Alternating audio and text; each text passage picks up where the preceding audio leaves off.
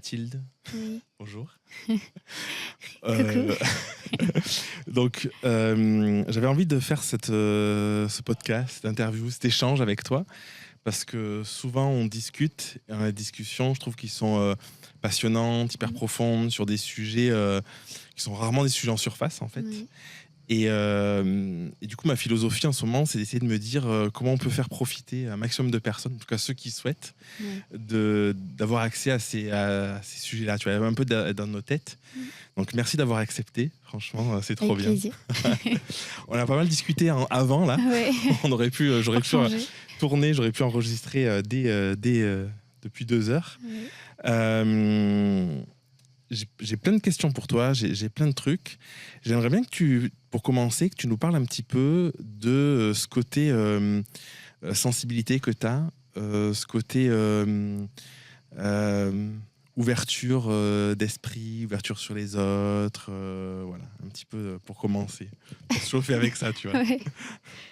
C'est dur d'en parler. Ouais, comme ça, c'est pas Ouais, évident. c'est Hein. compliqué.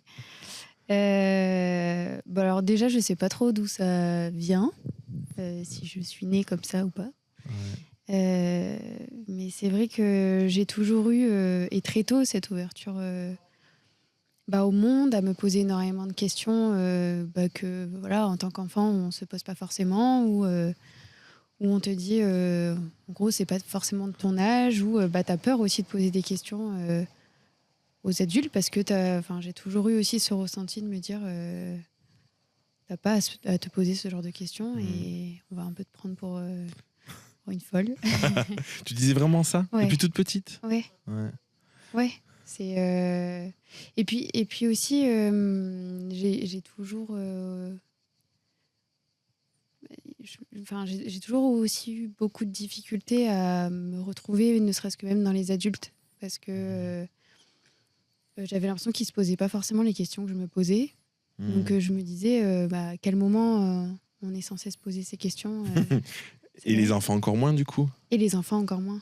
Ouais, parce que Ouais. tu vois, en fait, c'est ça qui est hyper intéressant, parce que je pense qu'il y a beaucoup de personnes qui vivent ces situations ou qui se sentent en décalage, enfin, qui sont sentis en tant qu'enfants en total décalage, et qui, en tant qu'adultes, se sentent aussi en décalage par rapport à peut-être leur compagne ou leur compagnon, ou leurs proches, tout ça, tu vois. Comment tu as réussi, avec les années, à surfer un peu là-dessus Alors c'est vrai que je sens moins ce décalage aujourd'hui. Je pense que c'est un mélange de pas mal d'éléments. Déjà, il y a le vécu et l'habitude d'être en décalage, peut-être. L'habitude aussi de s'adapter. Alors avant, c'était alors plus ou moins une difficulté. C'est-à-dire que je le vivais comme une suradaptation. Aujourd'hui, c'est juste quelque chose qui est naturel et que je décide et que je choisis en fonction des situations. Il y a des fois où je décide aujourd'hui de plus me suradapter. Après, est-ce que c'est aussi le fait d'être dans le monde adulte, où je vais avoir aussi peut-être plus de moments où je vais rencontrer des personnes avec qui je peux partager ça, t'en es la preuve. Ouais, c'est vrai. Ouais, mais bon, on est, enfin, je veux dire, ça peut être un peu prétentieux de l'extérieur, je sais pas, mais j'ai l'impression qu'on n'est pas beaucoup, tu vois. On le disait tout à l'heure, alors je sais pas, peut-être que là, il y a toutes les personnes qui vont nous écouter vont dire je suis comme ça. Moi aussi. Mais je sais que moi, j'ai un besoin de discussion. J'appelle ça des discussions profondes, tu vois, mais en tout cas quelque chose qui me nourrit et tout. Et en fait, c'est dur à trouver. Tu vois, la plupart des gens, ils vont avoir des discussions en profondeur, en surface, pardon. Et du coup, j'ai l'impression que même dans le milieu adulte, il y a beaucoup de personnes qui sont pas dans cette recherche, ou dans cette ouverture d'esprit, ou dans ce besoin de nourrir, de questionnement profond sur certaines choses, tu vois. Je pense pas que ce soit un besoin. Pour Je toi? pense juste pour tout le monde en général, je pense que c'est pas forcément un besoin. C'est simplement que t'as une catégorie de personnes qui naturellement se posent des questions.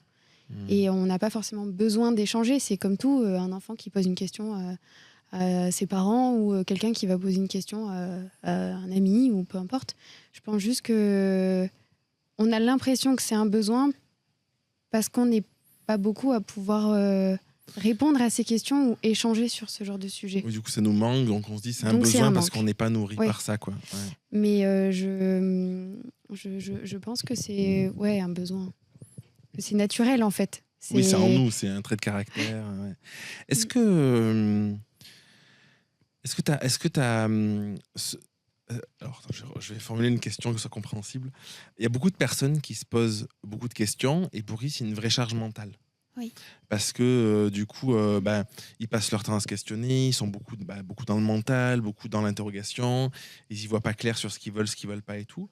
Est-ce que toi, tu es comme ça? Ou est-ce que juste tu te questionnes sur des choses très profondes, mais après dans la vie, tu vas avoir tendance à te mettre en mouvement, à passer facilement à l'action et tout, tu vois, à pas rester dans le questionnement incessant qui apporte pas de réponse forcément. C'est intéressant.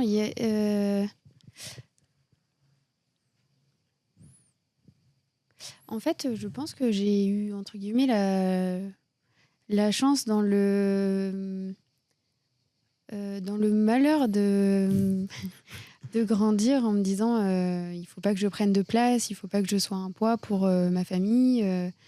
Il faut, voilà, ce qu'on disait tout à l'heure, il faut que je me fasse toute petite. Euh, de finalement essayer de trouver toute seule les réponses à mes questions. Hmm. Du coup, ça m'a aidé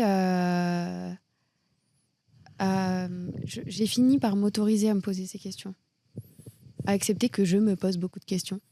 Sans que ce soit un poids forcément. Sans que ce soit un poids. En tout cas, à l'heure actuelle, ça n'a pas été comme ça toute ma vie. Mais c'est vrai que je suis sans cesse en train de me poser des questions, de me remettre en question aussi.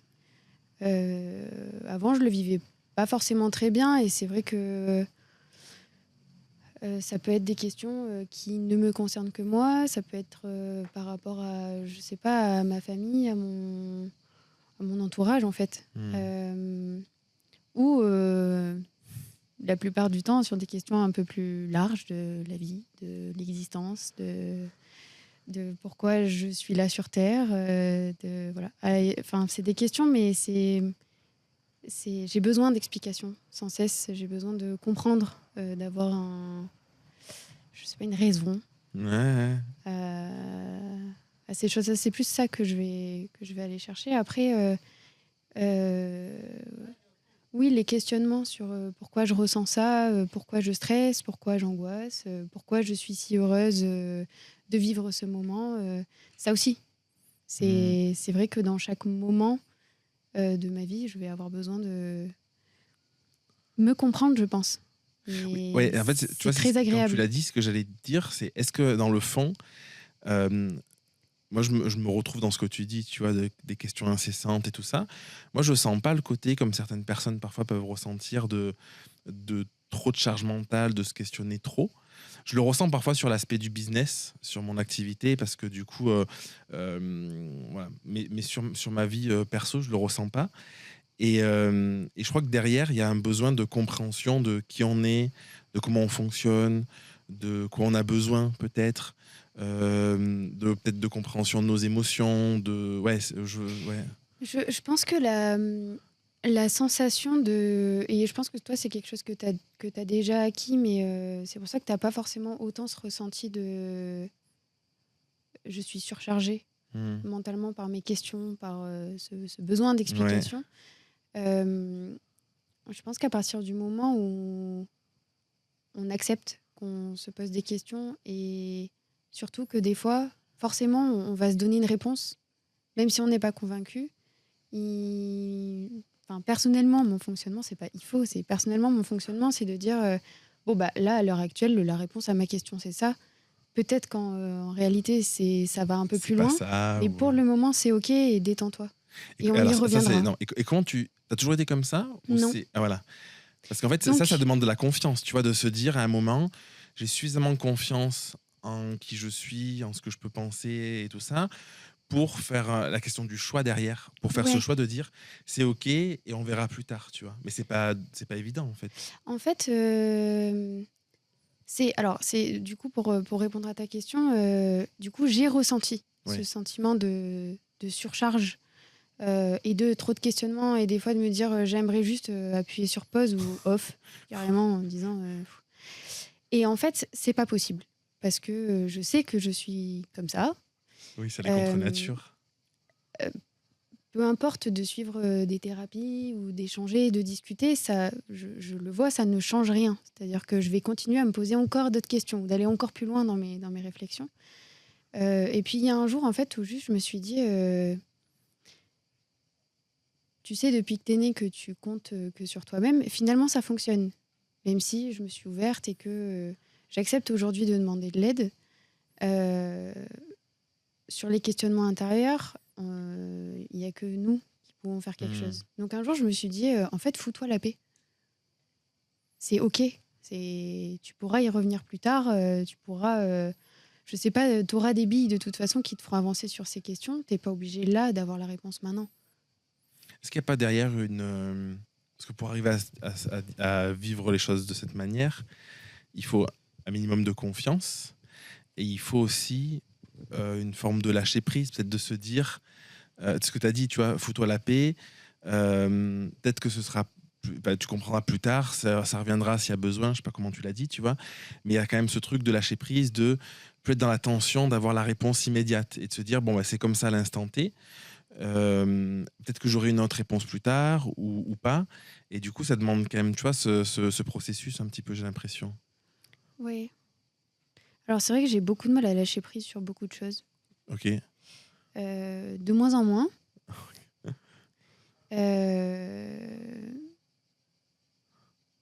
Mais c'est vrai que j'ai eu forcément des moments un peu difficiles dans ma vie où je pense que c'est ça en fait. Mais du coup, c'est pas, je peux pas donner ça en conseil, mais Vivez des c'est- choses c'est- difficiles. voilà. Par contre, c'est euh, dans la difficulté, forcément, on va apprendre. Et moi, en vivant ces choses difficiles, ça m'a fait un peu sortir justement de cette chrysalide où je me suis finalement retrouvée en phase avec moi-même, dans mes bottes, en fait, Ouais. plutôt que d'être tout le temps à côté de mes pompes. Et justement, de me suradapter, de m'en vouloir parce que je me pose trop de questions, ça sert à quoi, en fait, finalement, de s'en vouloir? C'est hyper intéressant. C'est se flageller aussi, c'est de la torture, en fait. Ouais, Et c'est je là. pense qu'il y a déjà énormément de facteurs extérieurs qu'on ne peut pas maîtriser et il ne faut pas chercher à les maîtriser. Euh, il ne faut pas non plus les rejeter, il faut les traiter. Ça ne veut pas dire les accepter et être en accord avec ça. Mais c'est vrai que du coup, ces situations compliquées m'ont fait toucher certaines limites, alors que j'ai quand même des limites psychologiquement qui sont assez loin. Je sais pas trop comment l'expliquer, mais j'ai décidé en fait juste de me dire, tu mérites pas ça. Tu mérites pas ce qu'on t'a fait, tu mérites pas de vivre ça, tu mérites, oui, qu'on s'intéresse à ce que tu es. Et je pense que j'ai eu un trop plein pour le coup de juste pas être moi-même. Mm. Et oui, ça fait peur. Oui, c'est dur de sortir ça, de sortir de ça. Mais c'est tellement plus agréable et tellement plus confortable tous les jours de se sentir soi-même et de faire tomber le masque et de pleurer. Par exemple, je pleurais jamais. C'est vrai. Ouais. Et maintenant? Où j'étais tout le temps. Maintenant, si j'ai envie de pleurer, je pleure. Bon, je pleure pas devant les films encore, et c'est parce que je suis trop terre à terre et que je sais que c'est un film. Mais, euh, mais les émotions, c'est ce qui me fait vivre et c'est tellement agréable en fait, juste de les ressentir, quelles qu'elles soient. Donc, Mais c'est hyper intéressant ce que tu as dit là. Tu vois, ça m'a fait un tilt dans la tête. Le truc de. On peut pas conseiller aux gens de vivre des expériences négatives forcément, tu vois. Mais il y a quand même un truc qui est très juste dans ce que tu dis, c'est que il y a un moment, c'est parce que tu vas accepter de vivre certaines expériences et d'aller dans l'inconnu et d'être justement une forme d'ouverture aussi, de saut dans le vide, tu vois, ce lâcher prise, peut-être dont je parlais tout à l'heure, que tu vas être amené forcément, je pense que c'est obligatoire, à vivre des trucs hyper agréables et aussi des trucs hyper désagréables. Et finalement, j'ai parfois l'impression qu'il y a beaucoup de personnes qui osent pas, par manque de confiance, par plein de choses qui peuvent exister derrière, sauter un peu dans le vide, ce truc-là. Et du coup, forcément, ils vont pas se confronter à ces situations où on va être dans forcément une situation d'apprentissage, parce qu'on va être dans un extrême en termes émotionnels, un extrême au regard de ce qu'on est capable d'endurer, de tout un tas de facteurs, en fait, de compréhension de l'autre et tout ça. Et je pense qu'en vrai, c'est quand même un bon. Tu vois, tu as dit, je peux pas le conseiller, mais enfin, je sais pas comment tu l'as dit, mais en vrai, je pense que c'est quand même un bon conseil de se dire, oser faire des choses, en mettant de côté peut-être le côté un peu rationnel de est-ce que ça va marcher, pas marcher, est-ce que c'est une bonne raison, pas une bonne raison, de plus écouter son cœur, peut-être, juste par rapport à ses ressentis. Et derrière, en fait, l'apprentissage, il sera toujours hyper puissant parce que même si c'est ultra négatif, dans l'expérience, enfin, elle peut nous paraître ultra négative, l'expérience qu'on vit, mais en vrai, en fait, ça va toujours être je sais pas comment dire, un peu du feedback, tu vois, sur, je sais pas comment le qualifier, tu vois, Ouais, en fait, c'est exactement ça. C'est que pour moi, déjà, j'ai appris à arrêter de parler de négatif et de positif. Ouais, c'est vrai. Quand on ressent pardon, tous ces questionnements ou qu'on ne sait pas, mais qu'on a envie, mais qu'on a peur, Ouais, déjà, c'est la peur, en fait, c'est ça. la peur de quoi? Ouais. Bah, de C'est l'inconnu, souvent, Oui, tu mais vois. alors, oui, mais quoi? Ben, en fait, pour moi, la peur, il y a des peurs qui sont vraiment réelles, tu vois. Tu te fais attaquer par un chien dans la rue ou je sais pas trop quoi, tu vois, ça c'est OK. Survie. Ça, C'est c'est de la OK. survie, c'est ça. Mais j'allais dire 90%, j'en sais rien, mais à mon avis, plus que ça, la plus grande majorité de nos peurs, c'est des peurs qui sont juste fondées sur une projection mentale qu'on se fait des choses. Parce qu'on va projeter de peut-être ça peut mal se passer, ou peut-être si un tel il fait ci ou il fait ça, je vais être rejeté, je vais être moins aimé, je vais être ci, je vais être ça. Et du coup, en fait, on va pas y aller parce qu'on projette une possible réalité qui est jamais la réalité de toute façon de ce qui va se passer. Et du coup, on est dans la peur et du coup, on est figé. Mm. Ouais. Ouais, bah, en fait, c'est un peu des interprétations. Le problème, c'est que la peur, forcément, va donner des interprétations négatives, Ouais, bah alors oui. que c'est pas forcément négatif. On va voir que la partie la plus sombre, quoi. Dans la peur, Généralement, oui, mais c'est un généralement. mécanisme de protection et c'est OK. Moi, ça m'arrive souvent aussi de me dire, d'envisager le pire. Mais le pire dans le sens, on va dire l'inverse du meilleur des cas ou de ce que j'attends. Ouais. C'est pas forcément mauvais. Ça sera très certainement pas forcément ce que j'attendais. Euh, Depuis toute petite, c'est vrai que je suis un peu... quand les choses ne dépendent pas de moi, j'ai pas trop de patience. C'est-à-dire que Ok. je connais ma capacité à répondre à mes besoins. Par contre, quand ça dépend des autres, c'est vrai que j'ai tendance, vu que je ne maîtrise pas, je ne contrôle pas, à être Pressé. un peu pressée. Euh, du coup, c'est vrai que quand j'ai voilà, des envies, des questions... En fait, je pense que ce mécanisme-là, du coup, me permet, peu importe la situation, d'y aller. Quand je veux quelque chose, la peur, elle prendra pas le dessus. Je vais pouvoir la ressentir. Alors déjà, je me dis, c'est OK, j'ai peur. C'est pas une question de c'est normal ou pas d'avoir peur. Je la ressens, point barre. J'ai le droit de la ressentir. Après, c'est aller creuser la peur. C'est d'où elle vient et de quoi j'ai peur. C'est peur de l'inconnu, mais pourquoi? Le risque, il est où? C'est quoi l'inconnu? Et qu'est-ce qu'il peut y avoir au bout, en fait? C'est qu'est-ce qui va se passer? Comment je matérialise, en fait, l'inconnu? Parce que du coup, le cerveau, c'est vrai, quand il fonctionne moins avec le cœur, mais plus avec le côté raison, rationnel, Ouais. etc. Bah, tant qu'à faire, s'il est là-dedans, va chercher quelque chose de rationnel. Ouais. C'est quoi l'inconnu? Mais c'est vrai que de toute façon, pour moi, dans mon fonctionnement, je préfère foncer et y aller et voir ce que ça fait. Mais du coup, je me suis positionnée.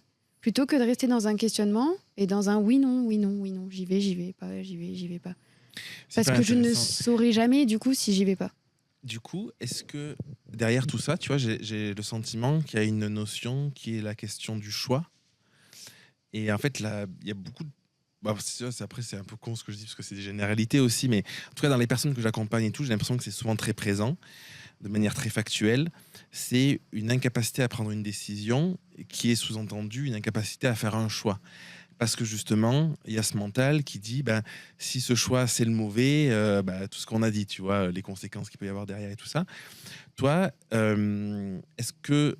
Donc j'ai l'impression que tu as une capacité à prendre des décisions, donc à faire des choix qui sont fixes, tu vois. Est-ce que tu te poses la question systématiquement, comme tu disais, j'évalue les possibilités, pourquoi, comment, oui, non, qu'est-ce qui me bloque, et bim, t'y vas? Ou c'est un travail que tu as fait avec le temps? Est-ce que tu as toujours été comme ça? Comment ça... J'ai toujours pris des décisions sur des coups de tête Ok. parce que j'ai toujours énormément écouté mon cœur. C'est rigolo de dire ça comme ça, mais c'est vrai que je fonctionne comme ça. Mais quand je dis mon À cœur, c'est pas l'intuition. l'amour, c'est pas des choix par rapport à ma famille, aux personnes que j'aime. C'est C'est le cœur à l'intuition. un C'est ça. ressenti intérieur, Ouais, quoi. c'est ça. C'est pas justement ce côté purement raison. Hmm. Euh, T'as rapidement eu conscience de ça, qu'il y avait le cerveau émotionnel, le cerveau rationnel, l'intuition, le cœur, la oui. raison, et d'arriver à jongler comme il faut entre les deux? À jongler, ça n'a pas toujours été évident. Par contre, j'ai très vite compris j'avais l'impression quand j'étais petite d'avoir deux personnes presque à l'intérieur de moi. C'est presque, on pourrait dire, le petit ange et le démon. Parce que justement, de me sentir dans ma bulle toute seule, la raison, c'était presque l'ange. Hmm. Et le cœur, c'était voilà, mon côté démon. Oui, forcément, on a tous des démons. Enfin, en tout cas, j'en ai. On a tous des vices, on a tous voilà, des choses où on se dit je suis pas normale de penser, de ressentir ça, d'avoir envie de ça. Mais je me suis très vite autorisée à le ressentir. Et quand on est une enfant, il y a plein de choses qu'on n'a pas le droit de faire parce qu'on est un enfant. C'était pas ma vision. Mais je savais très bien que de toute façon, alors c'est pas du tout le problème du cocon familial dans lequel j'ai grandi, parce que je pense que ça aurait été accepté et reçu. Mais c'est plus en effet dans l'environnement autour, à l'école, avec voilà, les camarades qui étaient des enfants pour le coup aussi. Et, et c'est vrai que jusqu'à il n'y a pas si longtemps que ça, alors je me bridais pas, mais très tôt, du coup, j'ai fait le choix de rentrer dans le moule Consciemment. consciemment, pour ne pas déborder, pour, par rapport à ma famille, justement, ne pas ramener des problèmes à la maison, pour être intégrée et acceptée aussi à l'école, pour voilà, rendre fière ma famille et mon entourage en travaillant. Bon, je travaillais pas trop, j'avais des facilités, mais justement en n'étant pas forcément turbulente à l'école ou Ouais, être calme, voilà, à l'écoute, rentrer dans le moule rentrer dans le moule. pour ne pas être un problème pour mon entourage. Tu penses que toutes les personnes qui ont une sensibilité un peu plus développée, on peut les qualifier peut-être d'hypersensibles ou hyper empathiques, tu vois, tout ça, ça passe à un moment par cet aspect-là, de vouloir être le bon petit élève, le bon petit soldat, d'entrer dans le moule, ou pas forcément? Non, je pense que ça dépend un peu de... Alors déjà du cocon familial. Euh,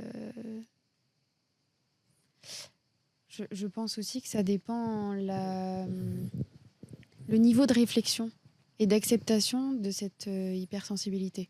Sauf que quand on est enfant, Ouais, parce que c'est quand t'es adulte, pas... tu vois, quand t'es Oui. enfant, ouais. Oui. Et moi, j'ai eu je ne sais pas comment, mais j'ai eu cette chance, en effet, de me poser ces questions et, et de m'autoriser à les ressentir aussi. Peut-être Ouais. parce que juste, je savais depuis toute petite que j'étais que face à moi-même et que, vu que je voulais pas être un poids, Ça, c'est fascinant quand même. j'allais pas poser les questions autour. Et du coup, c'est malheureux, mais je me suis dit, compte que sur toi-même, quoi. Donc ça paraît un peu, on va dire, on dit avoir énormément d'ego, de dire je ne peux compter que sur moi-même, mais c'était pas du tout ça. Quand on est enfant, quand on est tout petit, quoi. Et c'est pas du tout ça qui s'est passé. Ouais. Non, parce que la plupart des personnes que je connais, qui ont une forme d'hypersensibilité, tu vois, en fait, ils s'en rendent compte à 25, 30 ans, tu vois. Ou jamais. Ou jamais, d'ailleurs, oui. Mais en tout cas, celles qui s'en rendent compte, toi, à 6-7 ans, tu as déjà connecté avec ça en te disant je me rends compte que en fait, j'ai ce ressenti-là, j'ai une vision des choses qui est différente, que les adultes n'ont pas toujours, que mes autres camarades n'ont pas du tout à leur âge. Et du coup, je trouve que c'est quand même ouf d'être arrivé avec ton regard de petite fille à l'époque et tout, à le visualiser, à l'accepter, à pas que ce soit peut-être un poids trop important non plus. Enfin, je sais pas comment Mm. tu l'as vécu, mais Ben, ce qui a été un poids, surtout, c'était plus au niveau des adultes. Parce qu'à 6-7 ans, enfin, moi, j'ai toujours été du coup, très bien intégrée, j'ai toujours été très bien entourée, j'ai toujours eu voilà, des camarades. Enfin, par les enfants, tu veux dire, ou j'ai, par les adultes par les enfants, Ouais. voilà, j'ai pas été rejetée, tu vois, j'étais pas exclue, j'étais pas. Parce que j'ai fait en sorte de l'être. Parce qu'il y a plein de moments où je me suis posé des questions en me disant, voilà, mon enfant à l'époque aurait dit, mais ils sont bêtes. Enfin, Hmm. ou alors justement de dire, mais je vais passer pour un ovni si je Ouais, réponds mais ça. peut-être que les enfants, en fait, ils ont pas ce regard-là. Et eux, en fait, juste peut-être que de manière complètement inconsciente, la plupart des enfants, moi je pense, dans l'enfance, sont coupés de leurs émotions, de ce ressenti. Et toi, tu as eu cette chance-là de ne pas en être coupé. Et peut-être qu'il y a un truc qui se joue de manière purement inconsciente, mais de, j'allais dire d'envie. C'est pas le terme, parce que dans l'envie, il y a un côté attente de l'autre et tout, mais un côté, en fait, où pour eux, ça restait dans la normalité, parce qu'en fait, ils étaient comme ça dans le fond, même s'ils avaient de moins en moins accès, peut-être. Mais après, j'ai beaucoup filtré Hmm, avec mes camarades ok. aussi. Beaucoup. Tu vois, de me dire, Ouais, là, il faut que je rigole à ça parce que ouais, t'es en tout le monde suradaptation rigole. tout le temps, quoi. Ouais. Ouais. Après, du coup, c'était pour répondre à ta question, c'était beaucoup plus avec les adultes où c'était compliqué. Parce que déjà, voilà, à 6-7 ans, quand tu te dis, c'est dans ce monde-là que je vais grandir, Tu te disais ça? ça fait peur, en fait. Ouais, c'est ouf. Et de mesurer l'impact que la parole d'un adulte peut avoir sur un enfant, c'est dur, tu vois, que ce soit les maîtres, maîtresses à l'école, que ce soit les professeurs au collège, que ce soit voilà, le prof de sport au primaire, que ce soit... Oui, et en plus, j'ai une hypersensibilité à la justice. Hmm. Où À la justice, du coup. c'est très dur à gérer et à garder à l'intérieur. Euh, mais pareil, tu vois, je me disais, là, à ce moment-là, si j'interviens dans un échange entre un professeur et un élève, tout en étant très adulte, entre guillemets, mais quand Oui, tu as c'était pas 10 ta ans, place, 12 en ans, fait. même 15 Ouais. ans, tu te permets d'intervenir aujourd'hui dans notre société, c'est très mal perçu. C'est-à-dire que c'est convocation de l'élève, etc. Et Oui, puis, et puis il y a 20 ans, ouais, c'est encore pire, quoi. ouais. Et puis, je me disais, sur le moment, bah non, parce que les impacts, c'est potentiellement tes camarades de classe, ils vont pas le prendre comme il faut et ils vont se dire, ah, on peut répondre au prof, alors que ça aurait pas été Hmm. une question ou une situation de je réponds au prof, mais c'est juste. Tu vois, des fois, j'avais envie de me remettre l'église au milieu du village, quoi. On a beau être des enfants, ça se dit pas. Tu vois, ça peut traumatiser des Mais enfants. je trouve pas Ça peut faire perdre confiance en en termes soi. d'injustice, qu'il y ait une énorme injustice des adultes envers les enfants. Oui, complètement. Ouais, ça, c'est violent, je trouve. J'ai reçu, moi, tu vois, j'ai eu, du coup, je suis malade cœliaque et j'ai eu du coup un retard de croissance et de puberté. Pour te donner un indicateur, je devais faire 1m30, 35 kilos en troisième. J'étais pas du tout, on va dire, développée en tant que femme à cet âge-là. J'ai jamais reçu de critique de mes camarades, Ouais, même en troisième. ouais, Alors que pour moi, j'étais une enfant. Tu vois, ouais. j'étais la petite fille, la petite sœur dans ma tête. J'allais jamais intéresser un garçon ou une fille. Ou, voilà, tu vois, c'était niette pour moi. Et pourtant, c'était pas le cas. Mais je suis restée comme ça pendant très longtemps dans ma tête. Moi, à me dire, C'était ta vision à je toi, suis quoi. une enfant, quoi. Ah, c'est fou, hein. En fait, c'est marrant parce que du coup, t'étais dans ta tête, t'étais le corps d'enfant avec un intérieur C'est tellement dur. d'adulte, avec une conscience hyper développée, une vision de la vie et des situations Voilà. hyper développées, quoi. Et quand tu as des adultes, alors, encore une fois, en toute innocence, je pense aussi, mais je pense à plein de choses en même temps. Mais qui... Non, mais tu sais, moi, après Ouais. les interviews, ça part dans tous les sens. Il y a souvent des questions auxquelles il n'y a jamais de réponse parce que du coup, ça va à droite, à gauche. J'avais la mais, suite de ma phrase, mais je suis en train de penser à quelque chose en même temps. Euh, Quand tu as des adultes qui ne maîtrisent pas forcément l'impact que peut avoir une réflexion, mais qui sort naturellement, tu vois. Et pour moi, c'est OK.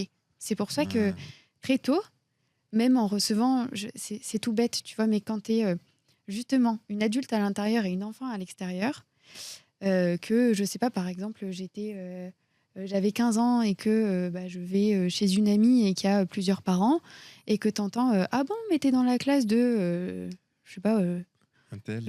un tel, mais on dirait que tu as 4 ans de moins. Ah, c'est violent. Hein. Ben, en soi, et encore à l'époque, je me disais c'est OK. C'est OK. Je fais plus jeune, je le sais. Ils ont le droit de penser ça, ils ont le droit de le dire. Sauf que je me disais plus, c'est ça qui me rend folle en fait quand j'y repense, c'est à moi c'est OK de dire ça. À notre enfant, il le prendrait pas comme ça. Tu vois, il perdrait confiance en lui, Ouais. il perdrait Mais en vrai, même à toi, c'est pas OK. En fait, parce que ça démontre chez l'adulte un manque cruel de recul. Voilà, c'est plus ça Ouais, qui était c'est dur ça, pour en moi. fait, ouais. Ouais. Sauf qu'en fait, tu dis c'est OK parce que toi, tu avais une capacité à l'accepter et à pas le prendre pour toi, peut-être personnellement, t'en détacher et tout ça. Mais en vrai, en fait, ça montre juste un truc qui est, je trouve, présent tout le temps, qui est Ouais. que l'adulte, en fait, émotionnellement, rationnellement même, en fait, il a pas de recul. Il fait jamais attention à ce qu'il dit, comment il dit, pourquoi il dit, tu vois. Mm. Et je pense que, tu vois, c'est pour ça qu'on disait tout à l'heure qu'il y a beaucoup de personnes qui se posent pas de questions et qui vivent peut-être bien aussi, sans se poser de questions. Parce que je pense que nous, en nous posant des questions, en tout cas, moi, je me mets dans ce lot-là, je me dis tout le temps, est-ce que ce que je vais dire, comment ça va être interprété? Est-ce que avec mes enfants, est-ce que ça va être, comment ça va être perçu? Comment ça peut les construire? Comment ça peut... Alors, on est le parent qu'on est, on n'est jamais parfait, tu vois. Mais c'est vrai que je me pose ces questions. Et je pense qu'il y a plein de personnes qui sont très loin de mettre des mots là-dessus, parce qu'ils n'arrivent Ouais. même pas à le faire pour eux. Donc de là à le faire, parce qu'en fait, c'est ça la problématique, c'est que quand tu n'arrives pas à le faire pour toi, Mm. c'est beaucoup demandé de le faire en considération d'un autre enfant, d'un petit camarade, d'un machin et tout, quoi. Ouais. Après, c'est intéressant ce que tu dis. Après, je pense que même si tu t'es loupé une fois, tu vois, tu parlais par exemple de l'impact que ça peut avoir avec Non, mais de tes toute façon, enfants, c'est qu'on la est le vie. parent Hein. qu'on est. Après, Voilà. oui. Je pense qu'à partir du moment où tu... Enfin, alors ça aussi, c'est une question folle d'aujourd'hui. L'ego. C'est des fois, et il faut savoir... c'est pas il faut savoir le mettre de côté, c'est bien d'avoir de l'ego, parce que c'est important de se respecter. Ouais. De respecter ses choix, voilà, ses ressentis, ses émotions. Par contre, l'ego mal placé ou malveillant, ça, je suis pas du tout pour. Et ça, c'est à bannir. Mais justement, tu vois, c'est revenir sur sa décision, revenir sur quelque chose qu'on a pu dire à ses enfants, à son entourage, et aller en discuter et creuser et comprendre l'impact que ça a pu avoir sur la personne en face. Pour moi, c'est ça qui est important. Ça rejoint un peu ce qu'on disait tout à l'heure dans mon cerveau, tu prends des décisions, il faut pas avoir peur et Faut y aller. il faut y aller. Pour moi, il n'y a jamais de non-retour. En fait, Non, il mais ne faut pas vivre les choses comme ça. oui, je suis complètement d'accord. En fait, le truc, c'est que, tu vois, moi, je cherche pas à être un parent parfait. Et je pense que c'est mauvais. Enfin, tu peux pas, de toute façon, et c'est trop Et de c'est charge quoi? mentale C'est et tout ça. subjectif, Oui, être puis voilà, ça parfait. veut rien dire. Mais effectivement, parce que en fait, ce qui est intéressant, c'est, je te le disais tout à l'heure, tu vois, parfois tu es fatigué, tu vas crier sur tes gamins parce que juste, voilà, t'as pas bien dormi, tu as du boulot, tu as du stress à côté et tout ça. Et c'est juste être en capacité à un moment de dire, attends, là peut-être que j'ai déconné, et d'être suffisamment humble, je sais pas comment on peut le qualifier, tu vois, en tout cas sur la partie égo, de se dire, attends, je peux aller m'excuser, même si c'est un enfant et qu'il a 2 ans ou 3 ans ou C'est 4 ans. ultra important, Et ouais, ça. moi je le fais tout le temps. Hein. C'est souvent, hein, enfin, on va croire que je rigole tout le temps dessus, mais tu vois, c'est fréquent. Il n'y a pas une semaine, je pense, où il n'y a pas un moment où j'ai dit quelque chose ou fait quelque chose et j'y retourne pas et je dis, écoute, j'étais en colère et en fait je le pensais pas et machin. Et je pense que c'est important parce que du coup, ça montre aussi aux enfants qu'on a le droit à l'erreur et qu'il n'y a pas un perfectionnisme à chercher, qu'il n'y a pas une hyper-exigence à avoir constante où finalement on ne vit pas parce qu'on est bloqué tout le temps, parce qu'on se dit ce que je fais, c'est pas assez ou c'est pas la bonne chose et tout. Et justement, on est trop dans le mental dans ces cas-là. On n'est plus dans l'écoute juste du cœur ou en fait, parce que les émotions, c'est hyper important. Parfois, t'es énervé, ça sort, tu vois. T'es joyeux, t'es hyper content, ça sort aussi. Et de toujours être dans la surréflexion et te brider de ça, je pense que c'est ultra négatif pour le coup. Ouais. Ouais, et puis je trouve que du coup, d'autant plus à des enfants, ça, ça leur apprend déjà le pardon, Ouais. la, Le droit à l'erreur. le droit à l'erreur, la remise en question, Ouais, aussi. Ouais. et surtout ce lien adulte-enfant.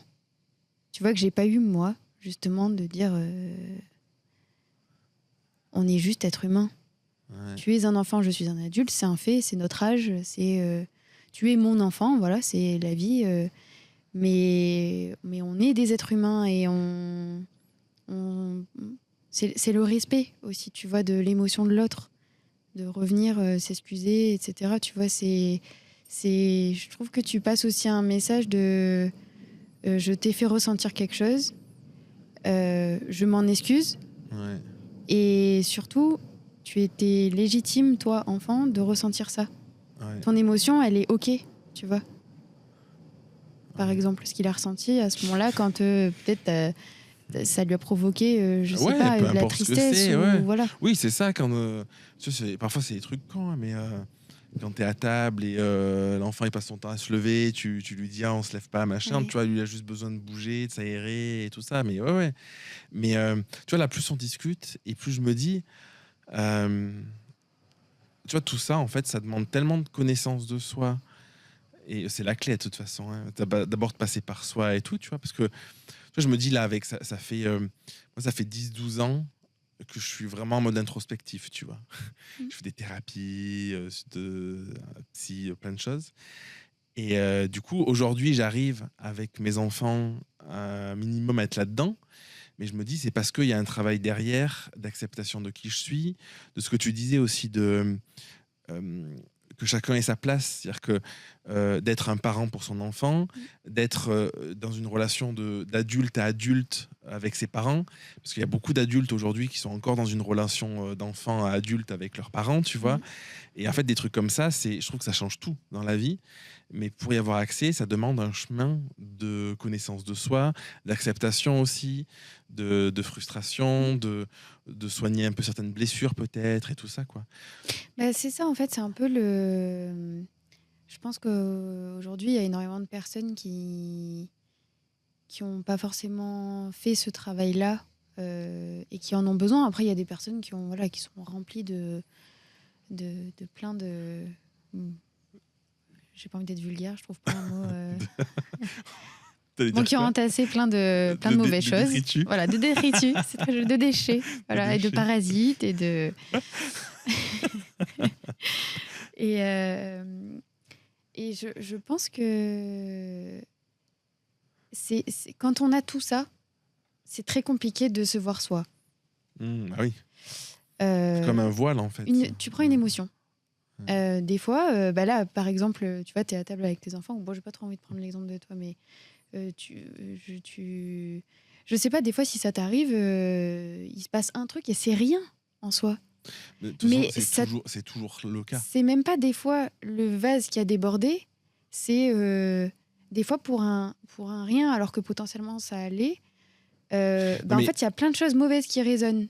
mais tu vois, je vais te dire un truc. Les enfants, parfois, pour moi, c'est toujours rien en fait. C'est-à-dire que Oui. c'est toujours basé sur rien. Mm.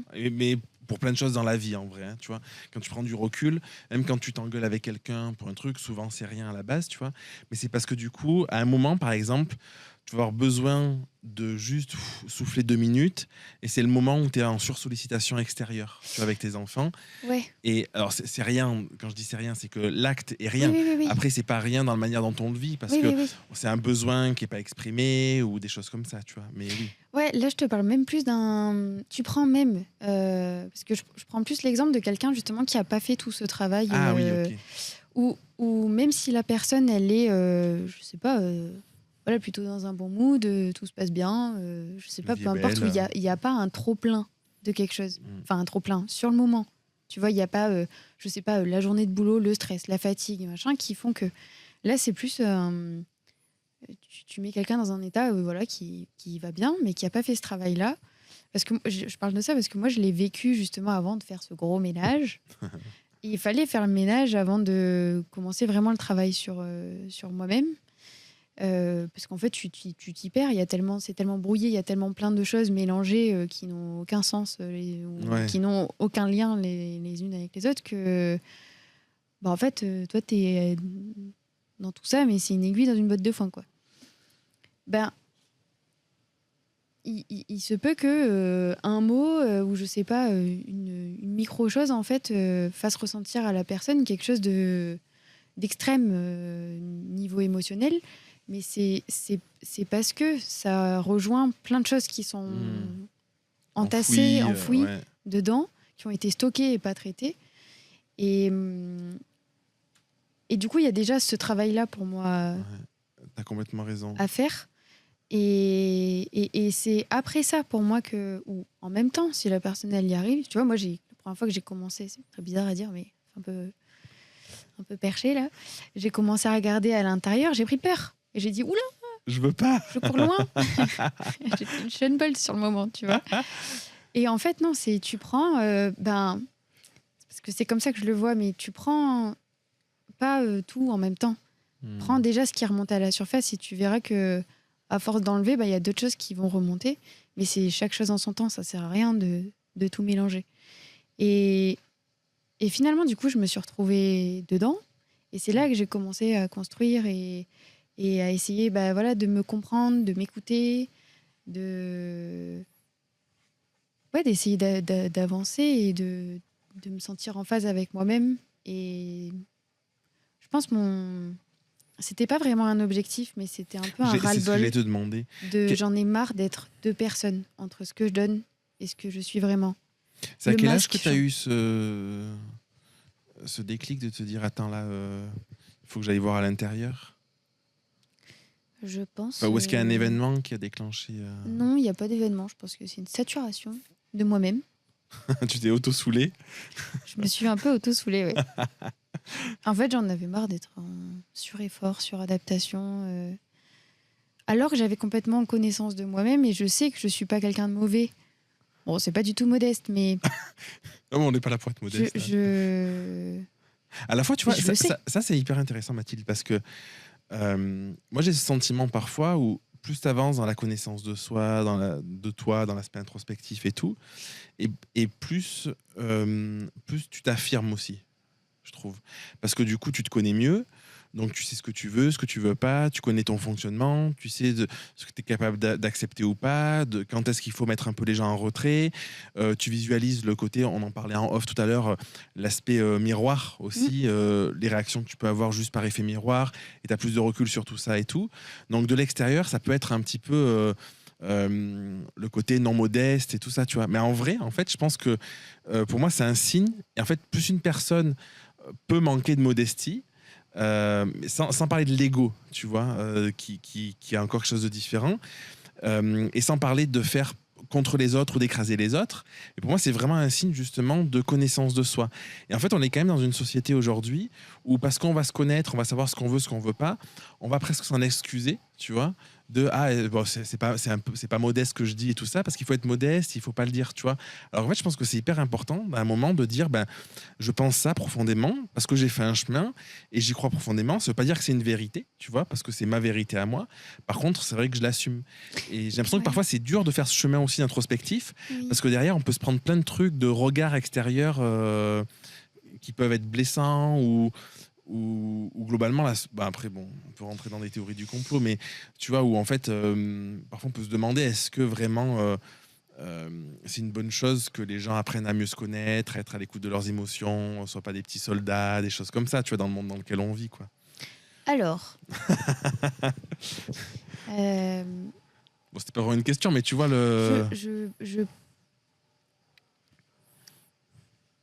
il y a plein de choses en fait, parce que je suis plein de choses. Ouais. Euh, je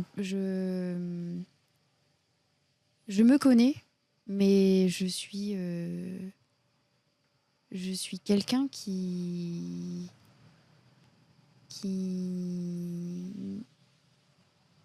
je voudrais jamais faire ressentir de la douleur à quelqu'un. Ouais, mais ça, tu vois, par exemple, ça c'est hyper intéressant comme sujet. Moi, je me suis détaché il y a peut-être 4 5 ans de ce truc-là, où parfois, parce qu'on est hyper empathique, parce qu'on veut être bienveillant pour plein d'aspects, tu vois, hypersensible aussi, on va connecter à des choses, on va s'empêcher de dire quelque chose ou de faire quelque chose, euh, ce qu'on disait tout à l'heure, un peu en mode sauveur parfois. Mm. Parce que tu vois, moi je suis profondément convaincu d'un truc, c'est qu'en fait, si la... alors, il faut que j'explique un peu plus ça, mais il y a deux choses. Il y a le fait d'être bienveillant quand on dit quelque chose, mais on peut dire à quelqu'un, je pense que ce que tu as fait, c'est une connerie ou c'est une mauvaise chose, tu vois, et c'est pas forcément malveillant. Et après, il y a un truc duquel on n'est pas du tout responsable et jamais, c'est comment l'autre personne en face le prend, l'interprète et en fait. Tu vois, et tu peux avoir deux personnes, tu peux leur dire la même chose. Il y en a une qui va le vivre hyper mal et t'es pas responsable de ça, tu vois. Mhm. Moi, je me dis souvent, ça m'appartient pas. Tu vois, Oui. c'est-à-dire qu'en fait, quand je dis quelque chose, je me dis si je l'ai dit de manière bienveillante, sans chercher consciemment à blesser, Voilà. ah, c'est ça, ouais. Oui. Sans chercher à blesser, ben après, ça m'appartient pas que la personne, elle pète un câble et qu'elle accepte pas ou des choses comme ça, tu vois. Alors ça, c'est certain. Ouais, voilà, en fait, tu as complété ce que je voulais dire. C'est que je ne ferai jamais du mal en pleine conscience. Tu vois, c'est quelque chose pour moi ça sert à quoi, en fait? Ouais, Tu vois, en conscience de savoir que tu vas faire mal à l'autre, c'est compliqué. Enfin, c'est pas savoir que tu vas faire mal à l'autre, pardon. Tu l'as très bien oui, expliqué. C'est volontairement donner de la douleur. bah, tu sais que moi, je vois beaucoup de personnes qui font ça.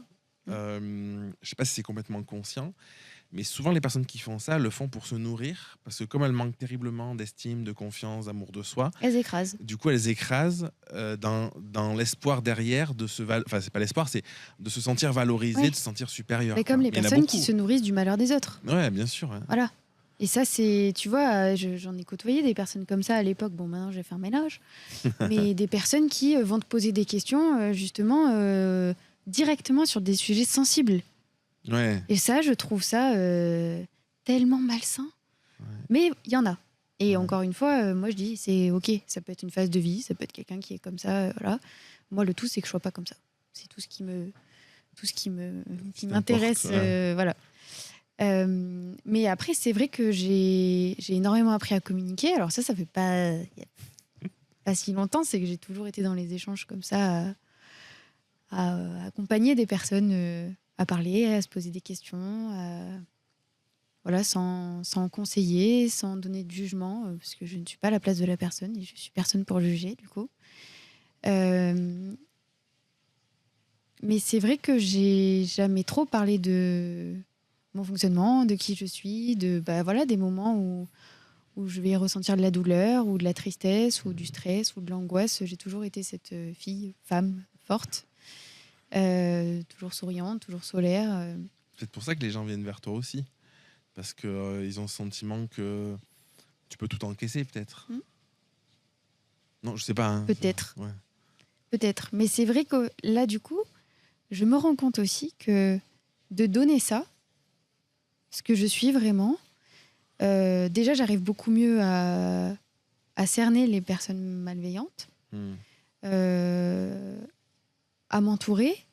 Et ça me fait du bien de me dire que je peux compter sur des personnes, alors que depuis, voilà, j'aurai 30 ans l'année prochaine. Depuis, je pense, pendant 27 ans, j'ai compté sur personne. Ouais. C'est lourd aussi. Oui, c'est lourd. Ouais. Mais il vaut mieux tard que jamais. Ouais, c'est vrai. Hein. Et ça fait du bien parce que du coup, j'ai des relations avec mes amis, hein, que j'ai déjà depuis plus de 20 ans, qui se sont énormément renforcés. Les liens avec mes parents aussi, et avec mes sœurs. Et en fait, ça me fait du bien de donner ça. Et je vois que le retour que j'ai en face aussi est ultra positif. Il est bienveillant. Et ouais. Toi, il y a un truc, je sais pas si tu l'as remarqué, mais plus tu travailles sur toi et plus tu donnes de manière consciente, bon, je sais pas comment on peut le dire, Et plus l'échange est sain. Oui. En fait, quand tu le fais dans l'attente de quelque chose, ce qui se passe souvent quand qu'on n'a pas réfléchi à tout ça, bah, du coup, on n'a jamais le retour qu'on souhaite vraiment, donc ça crée de la frustration et c'est pas assez. Et du coup, tu rentres dans des conflits et tout. Alors quand tu le fais vraiment pour le faire, tu te sépares un petit peu je veux dire des profiteurs, je sais pas comment le dire, tu vois, mais des personnes qui sont là et qui devraient pas être là, quoi. Ouais.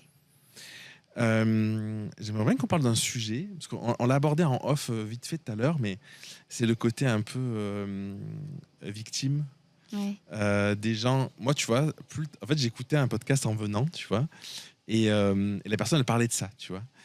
Et elle disait, moi je comprends pas les gens qui sont dans ce fonctionnement. Alors bon, la personne elle n'est pas hyper empathique.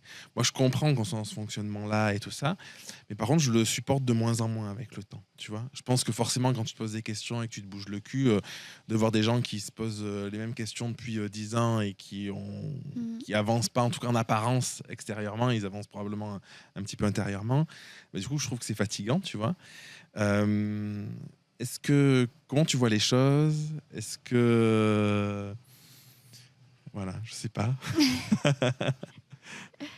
Plutôt sur quel aspect Ben sur le qu'est-ce qui côté, t'intéresse? ouais, il y a un côté, tu vois, où je vais avoir deux tendances. Je vais avoir une tendance où quand on me demande pas de l'aide, du coup, je m'en fous de ce que vit la personne. Enfin, c'est un peu comme ça, dit comme ça, c'est pas sexy, tu vois, mais en fait, bah, la personne, elle est sur son chemin, c'est sa vie. Elle veut se plaindre, être victime, c'est très bien. Elle veut pas, c'est très bien. Tu vois, je m'en fous, je suis détaché.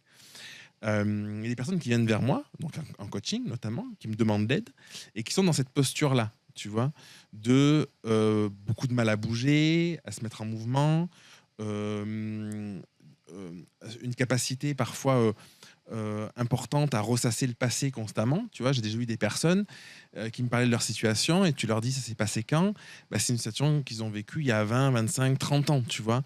Bah, tu es encore attaché à ça en fait. Peut-être qu'à un moment, tu peux te mettre en mouvement et c'est parti de toi, ok, c'est là, mais en fait, pense à autre chose, tu vois. Et c'est vrai que du coup, dans ces cas-là, moi, je ne suis pas dans une posture où je suis justement, parce que je l'ai travaillé profondément, en mode sauveur vis-à-vis des autres, Mm.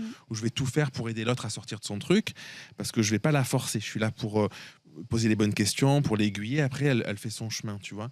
Mais il y a quand même des personnes qui sont vraiment dans cette posture, alors, je sais pas, je le qualifie de victime, c'est peut-être pas le bon terme non plus, tu vois, mais ce truc de te reconnecter au passé, euh, j'ai un sentiment de elles veulent le changement, mais elles le veulent pas vraiment parce qu'en fait, les actes, les faits dans le concret sont jamais corrélés avec la volonté qu'elles peuvent exprimer à un moment, tu vois. Et du coup, c'est fatigant parce que tu te dis, mais attends, est-ce que tu veux vraiment que les choses bougent? Et je sais que moi, dans mon caractère, j'ai un caractère où je vais me poser beaucoup de questions. Je vais, comme toi, tu vois, pas forcément demander de l'aide à l'extérieur et tout ça. À un moment, je vais assumer en fait ce que je veux et je vais me mettre en mouvement, tu vois. Et parfois c'est souvent violent parce que ça veut dire qu'il faut dépasser des peurs, tout ce qu'on disait, tout ça. Mais du coup, je suis dans un mode proactif. Je sais pas comment le qualifier, tu vois. Et du coup, je remarque qu'il y a quand même beaucoup de personnes qui ont du mal à dépasser ça. Mm. Donc c'est juste pour avoir ta vision de ça avec sur ta propre histoire ou peut-être des personnes autour de toi qui pourraient vivre ça, tu vois. Ouais, bah en fait, je pense que ça rejoint un peu ce qu'on disait tout à l'heure, c'est que quand l'habitude, t'as une habitude, ou que tu t'es jamais forcément trop posé de questions, ou alors tu t'es posé des questions, mais tu t'es pas autorisé à te donner des réponses temporaires, Ouais, tu vois, trouver des solutions. bah en fait, tu tasses tout. Et je pense que ce qui est important, c'est de savoir ce qu'on a et ce qu'on veut plus. Et ce qu'on veut plus, Il faut le répéter. Savoir ce qu'on a et ce qu'on veut plus. Ouais. ouais. Ce Ouais. qu'on a peut-être qui nous va, ça peut être des émotions, ça peut être voilà, un entourage, une famille, un travail, de l'argent, enfin peu importe, c'est tout et n'importe quoi. C'est faut le visualiser ou le matérialiser par un mot ou par une phrase ou par un dessin, enfin peu importe. T'as fait ça, Mais toi? avoir conscience, je l'ai fait faire à une amie. Ouais. Mm. Comme ça, c'est Énorme. venu comme ça. Ouais. Et on n'était pas amis.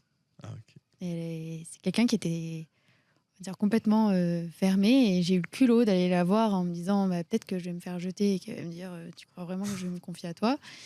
Mais c'était un challenge pour moi. J'avais besoin de l'aider. Et j'ai ressenti que je pouvais l'aider. Et si c'était pas le cas et que j'arrivais pas à l'aider, in Ok. fine, même si elle avait accepté ou que elle refuse, c'est pas grave. Voilà, exemple par rapport à la discussion de tout à l'heure. Ouais. J'y vais. Plutôt que ça me fasse une boule à l'intérieur que je garde pendant des années parce que j'aurais le regret de pas avoir essayé. Tu vois. Ah, mais c'est trop Au intéressant. moins, je suis Ouais. positionnée. Et sur les choses qu'on n'a pas ou qu'on veut plus, Ouais. c'est encore autre chose. Qu'on n'a Ouais. pas déjà, mais qu'on aimerait avoir, ça dépend de quoi? De quelque chose qu'on a déjà et que du coup, il faut ressortir. Tu Ouais, vois, est-ce que c'est c'est une dépendant. ressource à aller chercher en soi? Voilà. Est-ce que Ouais. c'est de l'argent? Et dans ce cas-là, oui, on mesure du coup que c'est plus ou moins dépendant de nous. Si c'est une ressource intérieure, bah oui, du coup, on ne dépend que de nous. Donc on peut aller justement aller chercher cette chose-là qu'on n'a pas. Et c'est exactement la même chose dans les choses qu'on veut plus. Ça dépend de quoi? De quelque chose d'extérieur qu'il faut qu'on fasse rentrer dans notre bulle, qui dépend de nous, qui dépend peut-être de quelqu'un qu'on doit sortir de notre vie, peut-être d'un travail qui justement nous apporte pas ce qu'on attend. Ça peut être plein de choses. C'est trop intéressant. En fait, tu vois, je me dis là, tu vois, je visualise avec plein de personnes euh, autour de moi là. En fait, je pense qu'il y a beaucoup de personnes qui veulent un changement. Il y en a peu qui sont prêtes à mettre l'énergie que ça demande en termes de ressources internes ou externes de faire en sorte que le changement existe vraiment, tu vois. Ouais. Parce que c'est différent de dire je le veux, parce que ma vie elle est pas ouf ou peu importe et j'ai envie que ça change. Et de se bouger pour que ça change vraiment, tu vois. Le fossé, il est énorme, en fait. Pour moi, il faut faire vraiment par étapes. Ouais. C'est mon objectif, c'est ça. Je veux ça. C'est OK. On stocke, on le veut. Pour avoir ça, j'ai besoin de quoi? Et peut-être que c'est de ça, mais pour avoir ça, j'ai besoin de ça. Et en fait, il faut arrêter d'aller voir au bout. Mm. C'est par étapes. C'est pour ça que cet exercice, il est super intéressant. C'est que il peut y avoir à l'infini, on peut le faire sur un papier et avoir un pan de mur Entier. de Pour papier, dessiner ta maison. voilà, avec ce qu'on a, ce qu'on n'a pas, ce qu'on veut plus, peu importe. Mais c'est après se poser et voir, on prend un truc et finalement c'est minime. Sauf que quand on voit l'objectif au bout, ça paraît mais insurmontable. Et c'est pas ça qu'il faut Et t'as voir. pas l'impression qu'il y a, que la plupart des personnes sont flemmardes de faire ce travail, même de petits pas, tu vois? Non, c'est pas de la flemme. Non, je sais pas quel terme Il y utiliser, a mais tellement de ou choses. de la peur. Ou... Oui, mais en fait, je pense qu'il y a trop de choses. C'est pour ça que je comprends, parce que j'ai été plus ou moins comme ça quand j'ai commencé à faire le travail. Je te dis, je suis partie, j'ai fait, voilà, dès que j'ai vu le haut du panier à l'intérieur, j'ai dit oula, non, c'est mort. Alors qu'en fait, non, regarde, j'y suis revenue. Et le travail est fait et continue d'être fait. Et pour moi, maintenant, c'est presque une passion, en fait, de continuer de se découvrir et surtout de découvrir l'humain et le fonctionnement de chacun. Parce qu'on est tous très, très, très différents. Ouais, mais c'est passionnant. Et surtout qu'on a tous des vécus différents aussi. Mais je pense que c'est pas la flemme, c'est la peur. Oui. En fait, c'est dur. Ce que je remarque, c'est toujours la même chose, c'est qu'en fait, tu sais ce que tu as, tu sais pas ce que tu auras demain. Et du coup, le truc, c'est que parfois, c'est plus confortable de dire, même si c'est pas ouf, je sais ce que j'ai, parce qu'il y a on peut l'appeler une zone de connu, la zone de sécurité, enfin, on peut l'appeler de plein de manières différentes, tu vois, une zone de confort, tout ça. Et ce qui est pas évident, c'est justement d'être dans cette peur, de se dire, attends, je vais mettre en mouvement, parce que j'aimerais aller vers un objectif quel qu'il soit. Mais en fait, je suis pas sûr que ça se passe bien. Je suis pas sûr d'avoir réellement ce que je veux parce qu'on va projeter, comme tu dis, tu vois, on va être dans l'attente du résultat. Et du coup, ça peut faire peur parce qu'on peut se dire, tant ça n'arrivera pas, autant ce sera pire que ma situation actuelle, quoi. Ah, mais c'est pareil, tu peux le faire presque même en mode ludique et jeu. C'est en prenant justement après ce découpage de ça, tu préfères ça ou ça? t'as répondu à la question. Tu préfères ça ou Oui, ça? Et au final, tu y arrives au bout. balance. Et d'avoir justement enlevé, c'est comme faire le ménage, mais d'avoir enlevé justement des choses où on se dit, en fait, oui, je peux, puisque tu as réussi, la personne, elle s'est projetée sur un choix, mais c'est des micro-choix. Et en fait, tu vois, c'est par étape dans la tête de la personne, plutôt que je prends la décision, je quitte tout. Non, c'est par étape. C'est mon appartement, est-ce que je préfère le garder et continuer de payer ou aller vivre chez mes parents? Est-ce que je suis capable d'aller vivre chez mes parents pendant X temps? Oui, non. Mais c'est par étapes. C'est pas aller vivre chez mes parents pour qu'après je fasse ça, et qu'à l'objectif, je me lance dans mon truc, tu vois. Et du coup, la personne, elle va... Alors, ça va pas peut-être être direct, mais je trouve que le fonctionnement de l'humain, c'est plein de petites graines qui sont plantées et qui vont mûrir. Certaines vont être prêtes, d'autres non. Et après, on peut revenir dessus. Mais ça évite d'avoir un afflux trop important de pression, C'est comme stress. tout, en fait. Tout est plus facile quand tu prends l'habitude d'eux ou quand tu fais les choses par étapes, comme l'entraînement sportif, par exemple. Tu vas faire une rando de 2000 mètres de dénivelé quand on n'a jamais fait et que tu n'as pas du tout les C'est un conditions peu physiques. plus violent, quoi. C'est super compliqué. Mais peut-être que dans 2 ans, tu y arriveras. Et alors? Si c'est dans 2 ans. Mais de le faire de manière agréable. Et quand tu es prêt et quand tu en as envie. Avec douceur. Plutôt que de se faire violence. Et je pense qu'on est toujours, on a toujours plus de capacité que ce qu'on imagine. Moi, c'est ce que je remarque avec le temps, tu vois, où plus le temps passe et plus je me dis, quand il y a un truc qui me fait peur et tout, en fait, je suis moins dans la peur parce que je suis beaucoup plus convaincu de ma capacité à le dépasser. Parce qu'en fait, je me rends compte que la peur, tout ça, ça peut tétaniser, ça crée beaucoup de flou. Et que quand tu es dans la situation, en vrai, il y a quand même beaucoup moins de flou et ça se passe toujours beaucoup mieux que ce que tu avais projeté, quoi. Oui, et puis regarde, tu prends une situation où vous êtes 2 ou 3 ou 4 et que toi, c'est quelque chose qui te terrifie. Oui, il y en a d'autres. Si quelqu'un est encore plus terrifié que toi, ou tu as l'impression qu'elle est plus terrifiée que toi, bah, c'est peut-être toi qui va être le sauveur ou qui va peut-être être le moins terrifié parce que tu vois quelqu'un qui est terrifié aussi. Ouais, c'est vrai. Hein.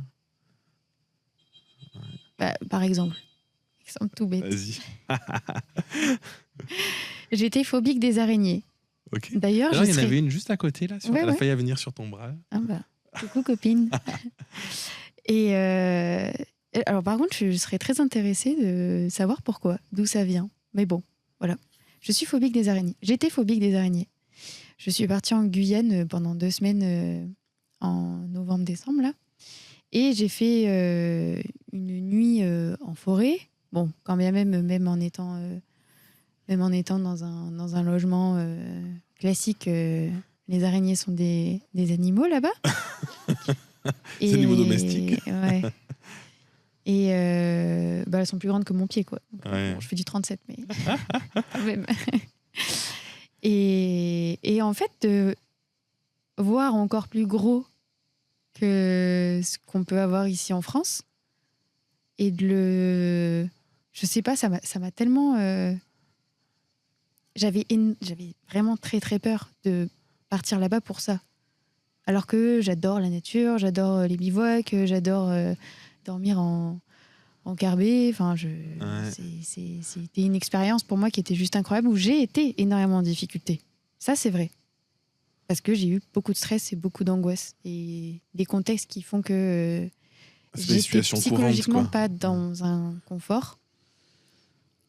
Après, j'adore être en inconfort puisque justement, je sais qu'après, j'apprends que toutes mes limites sont encore plus... Du coup, tu vas chercher volontairement à te mettre dans des situations d'inconfort le plus souvent possible. Enfin, peut-être c'est fort le plus souvent possible, mais en tout cas... Je vais pas chercher, je vais saisir les occasions. Ouais. Ok. Je vais pas chercher forcément. J'avais... Attends, tu sais quoi, je vais prendre 10 secondes. J'avais regardé, parce que moi, j'ai pas la phobie des araignées, mais j'avais regardé pour quelqu'un l'origine de la phobie. Alors, on va voir ça en direct. Mais comme j'ai pas trop de réseau ici... Ok. Alors, après, je sais pas si je vais retomber sur... Et tu vois, il y en a plein là autour et j'ai passé même un moment à les regarder évoluer. attraper leur proie, les momifier dans leur toile et ramener ça pour leur bébé là. Et je trouve ça quand même assez impressionnant. C'est ouf, hein. Bon, j'arrive pas à le retrouver, mais Puis ça fait moustiquaire. ouais, j'arrive pas à le retrouver. Mais De mémoire, c'est. non, de mémoire, je m'en souviens plus. Il me semble qu'il y avait un truc avec. Non, mais je vais sûrement dire une connerie. J'allais dire le côté peut-être un peu lâcher prise ou le côté. Tu vois, la toile, l'emprise, des trucs comme ça. Mais je sais plus exactement. Mais bon, en tout cas, c'est intéressant d'aller voir, je pense, ces Ouais. trucs-là, quoi. Parce que j'avais pas du tout peur qu'elle me pique. Non, mais c'est C'est le irrationnel. côté Ouais. furtif, peut-être Ouais. autant de pattes et des fois la rapidité. Et... Je sais pas si dans l'araignée, il n'y a pas un côté, justement, connaissance de soi, un truc comme ça. Je sais plus. Allez voir, dites-nous en commentaire Ouais. qu'est-ce que ça pourquoi signifie j'étais la phobie des phobique, araignées. ouais. Ouais. Je voulais te demander où c'est que tu as. Comment tu fais pour arriver à apprendre à te connaître? Par quoi ça passe? Par qui, quoi, comment, où? Ben, déjà, naturellement, je me pose des questions. J'ai commencé au lieu d'expliquer pourquoi les autres, Ouais. je me suis dit, en fait, pourquoi pas moi, déjà? Ça m'aidera à comprendre les autres. C'est passé un moment, il faut aussi s'ouvrir à soi-même. Parce que ça aide aussi à mieux gérer tout ce qui se passe à l'extérieur, surtout quand on a cette hypersensibilité. Voilà, on a énormément de choses à traiter et pour mieux traiter et on va dire améliorer le mécanisme à l'intérieur pour que ce soit pas trop fatigant. J'ai pensé que c'était important et que ça m'aiderait. Bon, j'étais pas trop motivée justement, côté flemme, mais c'est pas de la flemme, c'est de la peur. Quoi. Ouais, on est figé parfois en fait. Ouais. Puis c'est compliqué aussi de se retrouver face à soi-même. Déjà, c'est compliqué. Bon, moi maintenant, j'adore, je m'éclate. Après, aujourd'hui, c'est une habitude, je pense aussi. Ouais, mais tu vas. Enfin, il y a beaucoup de personnes aujourd'hui, dès qu'elles sont toutes seules, elles vont être sur leur téléphone ou elles vont. Ça, ouais. Mais moi, des fois, je suis assise là et pas, je regarde le plafond, mais t'es là, quoi. Je fais pas rien. J'ai arrêté de dire j'ai rien fait hier soir. Non, j'ai pas rien fait. T'as pas peur du vide, du coup? J'étais avec. Non. Ouais. Non, ce que je pensais, parce que c'est très juste ce que tu dis, il y a beaucoup de personnes qui sont incapables d'être avec elles-mêmes, en fait. Mais c'est une fuite. Moi, je le vois comme ça, c'est la peur. Moi, j'étais comme ça, tu vois, il y a quelques années. Et c'est la peur d'être avec toi-même, de devoir te suffire à toi-même, de devoir t'amener toi-même de l'empathie, de l'amour, de la compassion, de tout ce que tu veux, tu vois, de te voir t'occuper, te divertir, tout ça, tu vois. Et du coup, c'est une fuite d'être dans la recherche constante, d'être soit entouré d'autres personnes, soit de ne pas être avec soi, d'être sur son téléphone, choses comme ça, parce que ça pousse justement à se poser ces questions, à tout ça, quoi. C'est rigolo ce que tu dis parce que... Alors, je suis un peu claustrophobe. Ça dépend des situations. Je pense que c'est pas la même chose. Hein. Et c'est vrai que là, du coup, on pourrait se dire exactement ce que tu dis. C'est du coup, tu te retrouves face à toi-même. Potentiellement, tu es enfermé, tu te retrouves face à toi-même. Bon, c'est pas du tout ce que je ressens. Ouais. Mais peut-être qu'on peut nous dire justement, si la claustrophobie, ça peut venir de là. Je sais pas. Je pense que c'est plus une blessure, la claustrophobie. Moi, c'est plus me couper de mes libertés, tu vois. Ou d'être... Enfin, tu vois, ça va être claustrophobie, mais voire même des fois agoraphobie. Alors, c'est pas du tout dans les extrêmes, hein, c'est je respire 2 secondes. C'est, tu vois, quand il fait chaud et qu'il y a beaucoup de monde, par exemple, à un endroit dans une foule, une surstimulation, et que tout le monde me colle, etc., c'est pas que j'aime pas les gens ou que... c'est juste me dire, là, si j'ai envie de traverser le truc et d'aller prendre l'air, je peux pas parce qu'il faut que je traverse tout le monde. Il y a un côté étouffant. Voilà, c'est ça. Et c'est plus ça, c'est vraiment... Ouais, peut-être que moi j'ai besoin de liberté. Il y a un côté enfermant dans les deux cas, en fait. Ouais. Le côté claustro, en fait, il y a un côté enfermé, quoi qu'il arrive. Ouais. Quoi. Bah, tu vois, là, on s'en fiche en vrai. Mais du coup, le petit chat là, qui s'est fait du coup opérer, qui a l'habitude de vivre dehors, faire ses besoins dehors, manger dehors, mais par son choix, hein, parce qu'il peut venir dans la maison. Ben là, du coup, il a dû, pour sa santé, être enfermé. On a 70 mètres carrés, mais rester dedans pendant 12 jours. Ouais. Alors certes, il miaulait et c'est vrai que bon, on n'a pas l'habitude de l'entendre et ça tape un peu sur le système, mais c'est ok. Le pauvre, il a pas le choix et je le comprends. Mais ça m'angoissait pour lui d'être enfermé, même s'il a de l'espace. Mais j'aimerais tellement pas qu'on me fasse ça. Ouais. Je pense qu'après, derrière, il peut y avoir plein de trucs. Hein. Il peut y avoir le fait de pas être arrivé à s'exprimer comme on veut, peut-être plus jeune, et du coup, tu as un sentiment d'enfermement, une histoire de place aussi, comme on pouvait dire tout à l'heure. Enfin, à mon avis, il peut y avoir plein de trucs derrière ça, quoi. C'est ça qui est trop intéressant, c'est que dès qu'on trouve un truc, en fait, c'est là où moi j'adore, tu vois. Ouais. Dès que je découvre quelque chose comme ça, où je me dis, attends, il y a quelque chose que j'ai pas exploré, je sens que c'est un truc qui me limite ou me bloque ou qui est pas bon, tu vois. Et ouais, je trouve que c'est ouf, quoi. Mais il faut accepter de pas forcément avoir la réponse complète.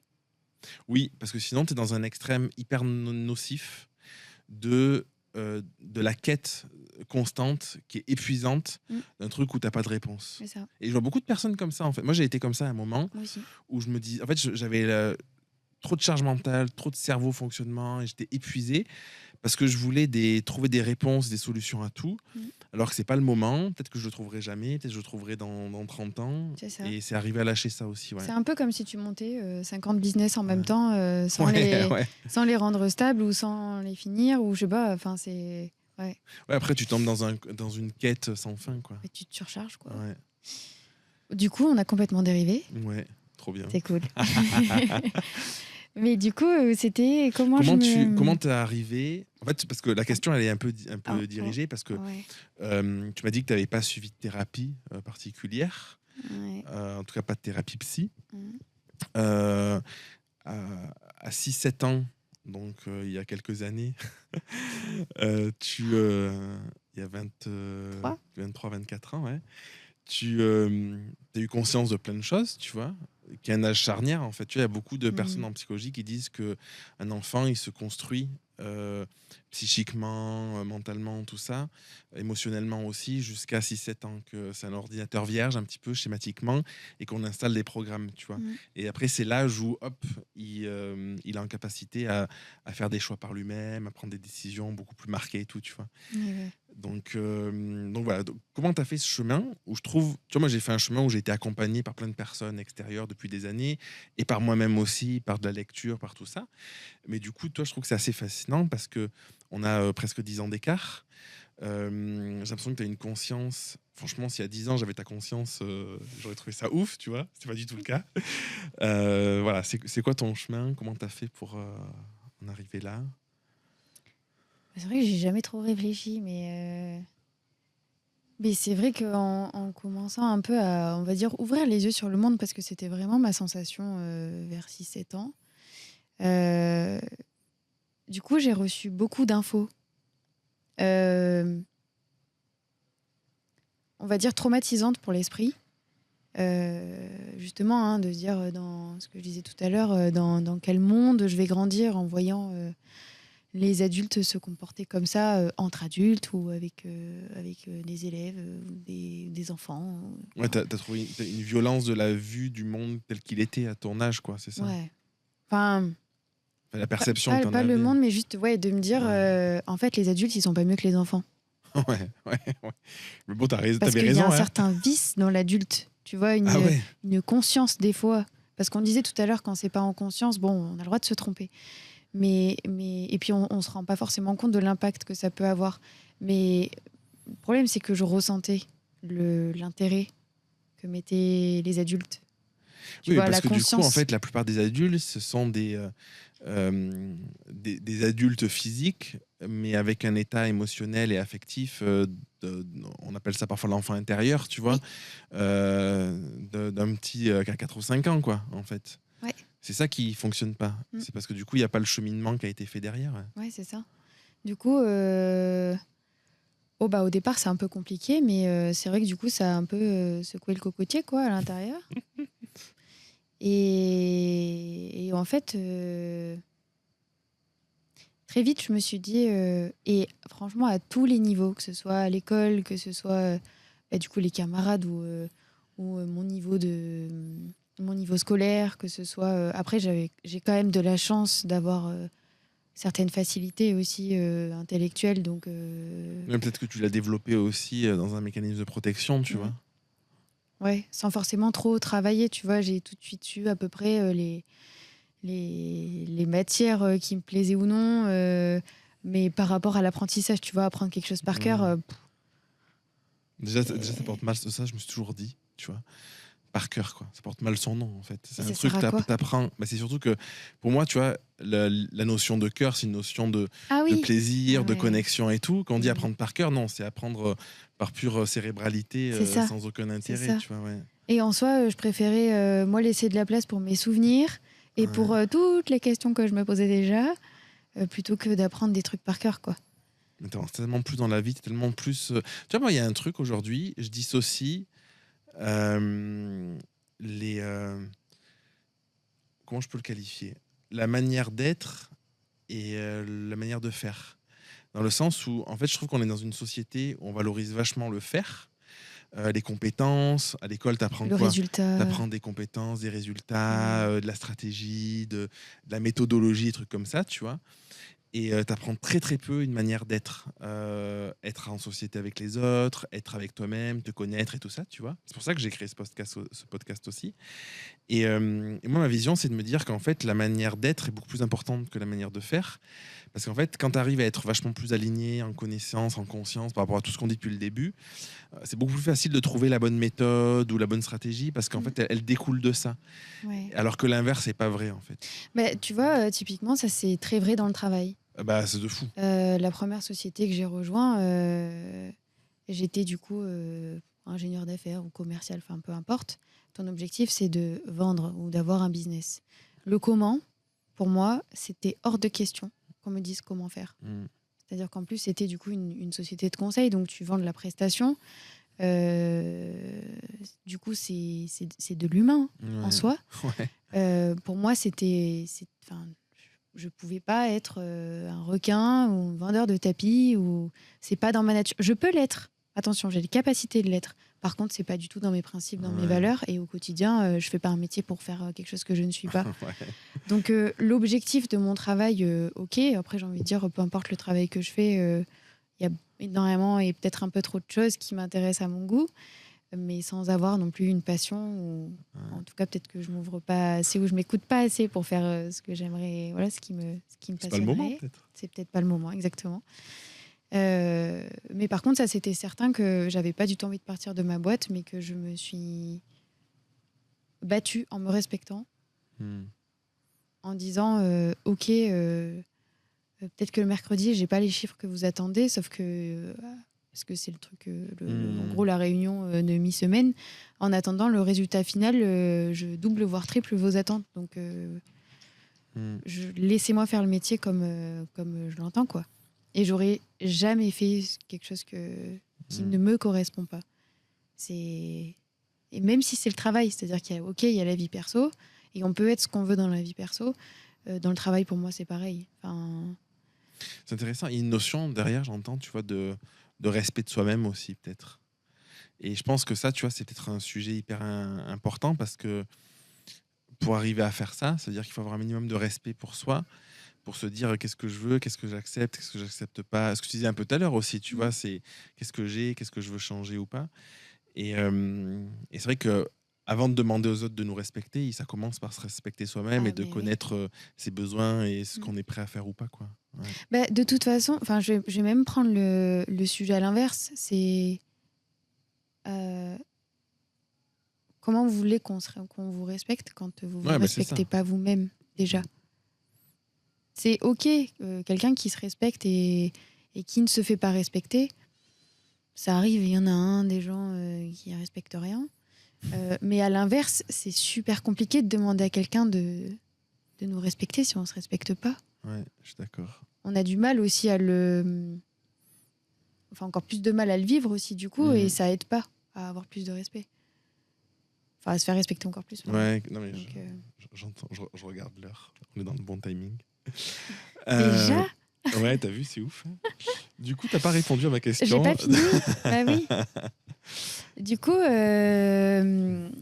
ça en est suivi après des années de suradaptation pour pouvoir justement peut-être plus rentrer dans le moule et pas déranger et pas faire de mauvaises ondes et pas être un poids et pas.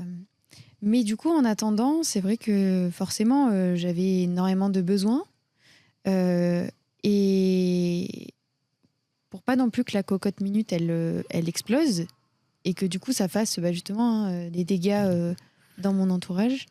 J'ai commencé à travailler sur moi. Je pense un peu comme ça par survie, quoi. Ouais.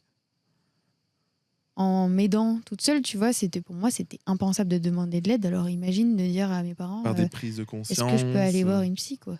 Ouais. Surtout que c'est presque dans la société Oh, c'est mal vu en plus. pas normal. Et puis peur aussi que tes parents ils te disent tu vas très bien, pourquoi tu veux qu'on t'emmène chez une psy? Alors ils auraient très certainement pas du tout répandu ça.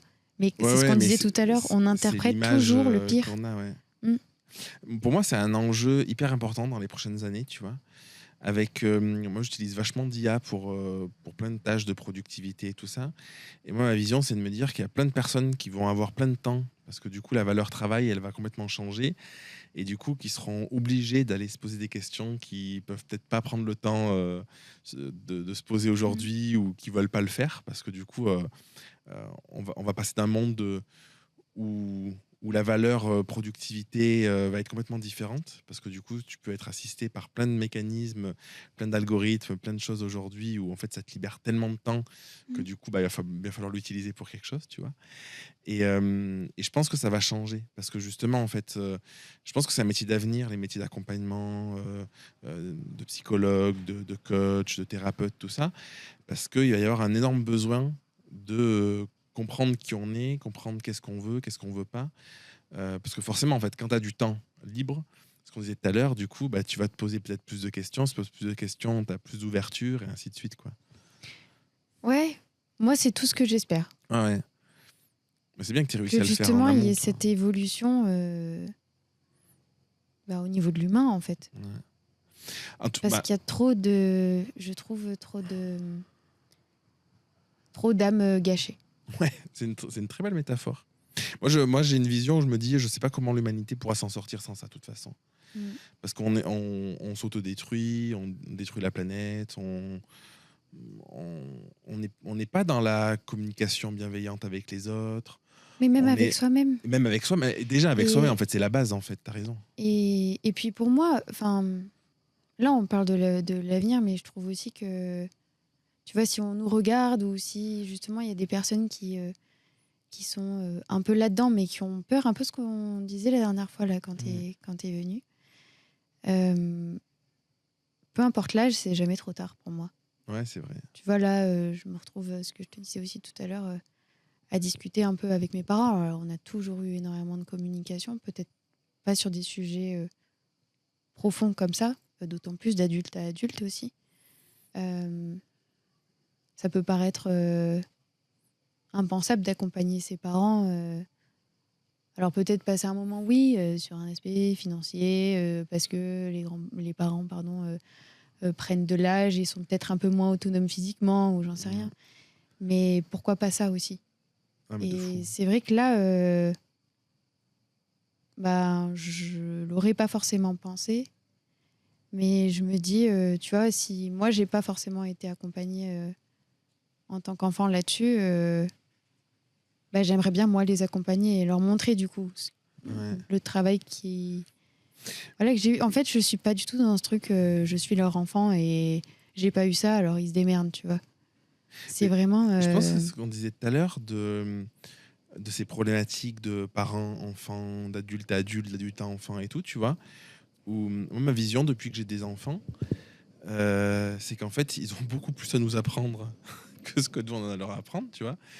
Donc, pour plein de raisons, moi, j'ai ce sentiment que, en fait, toutes les générations ont une ouverture de conscience supplémentaire. J'ai vraiment ce ressenti, tu vois. Et c'est pour ça qu'il y a des conflits de génération aussi, je pense, depuis des décennies. Je remonterai pas à la préhistoire, j'en sais rien comment c'était avant, mais tu vois, en tout cas, depuis pas mal de temps, j'ai l'impression que c'est comme ça, tu vois. Et j'ai le sentiment qu'en fait, on a vraiment, il faut voir les choses sur un côté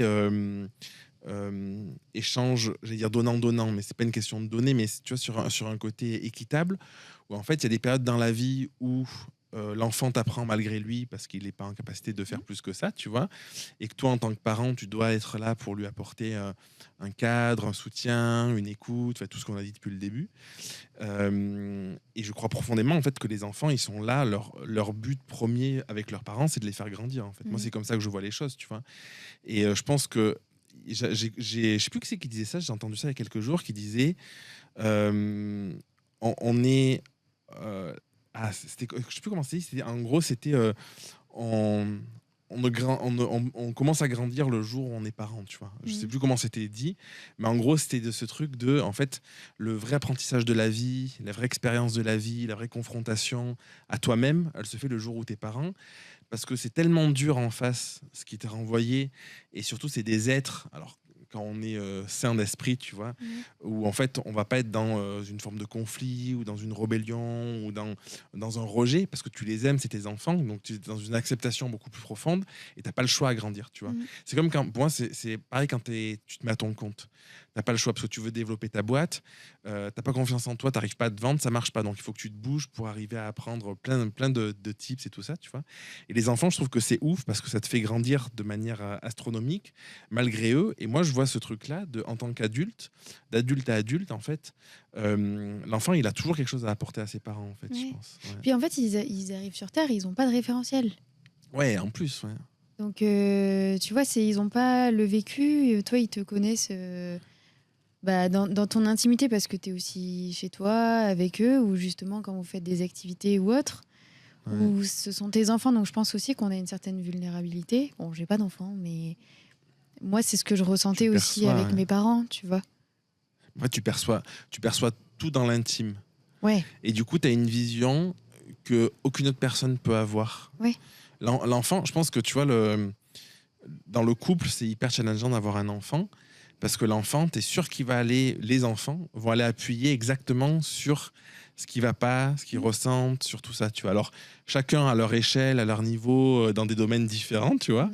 Mais c'est un truc de fou parce que justement, il est dans un intime tellement profond et tellement neutre de compréhension émotionnelle de ce qui se passe, des énergies, si on croit à cet aspect-là, tu vois, que forcément. Ouais.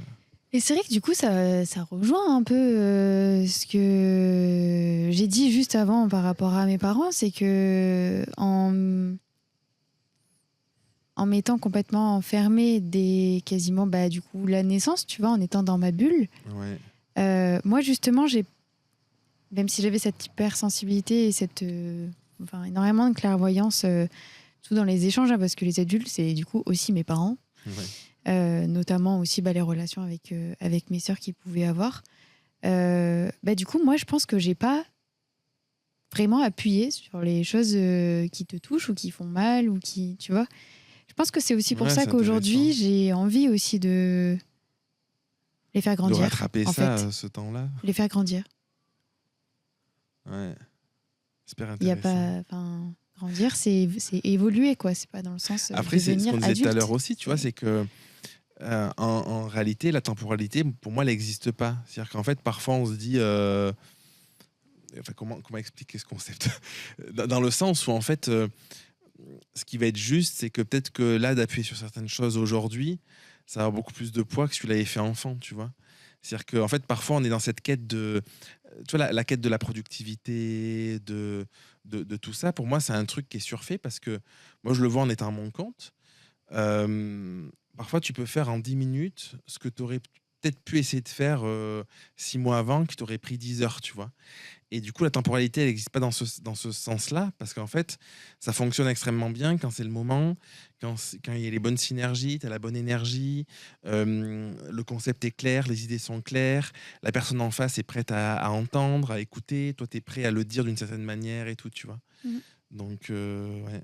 Ouais, et puis ça aide de se connaître aussi. Tu vois, comme l'histoire du respect, ben, là aussi d'être dans mes baskets et pas à côté, de, je pense, dégager en fait ce côté posé, et peut-être connaissance de moi. Hein, je parle pas de maîtrise. Hein, mais Ouais. le jour où je maîtrise, Ouais. peut-être que je serais contente, mais je m'ennuierais, je pense.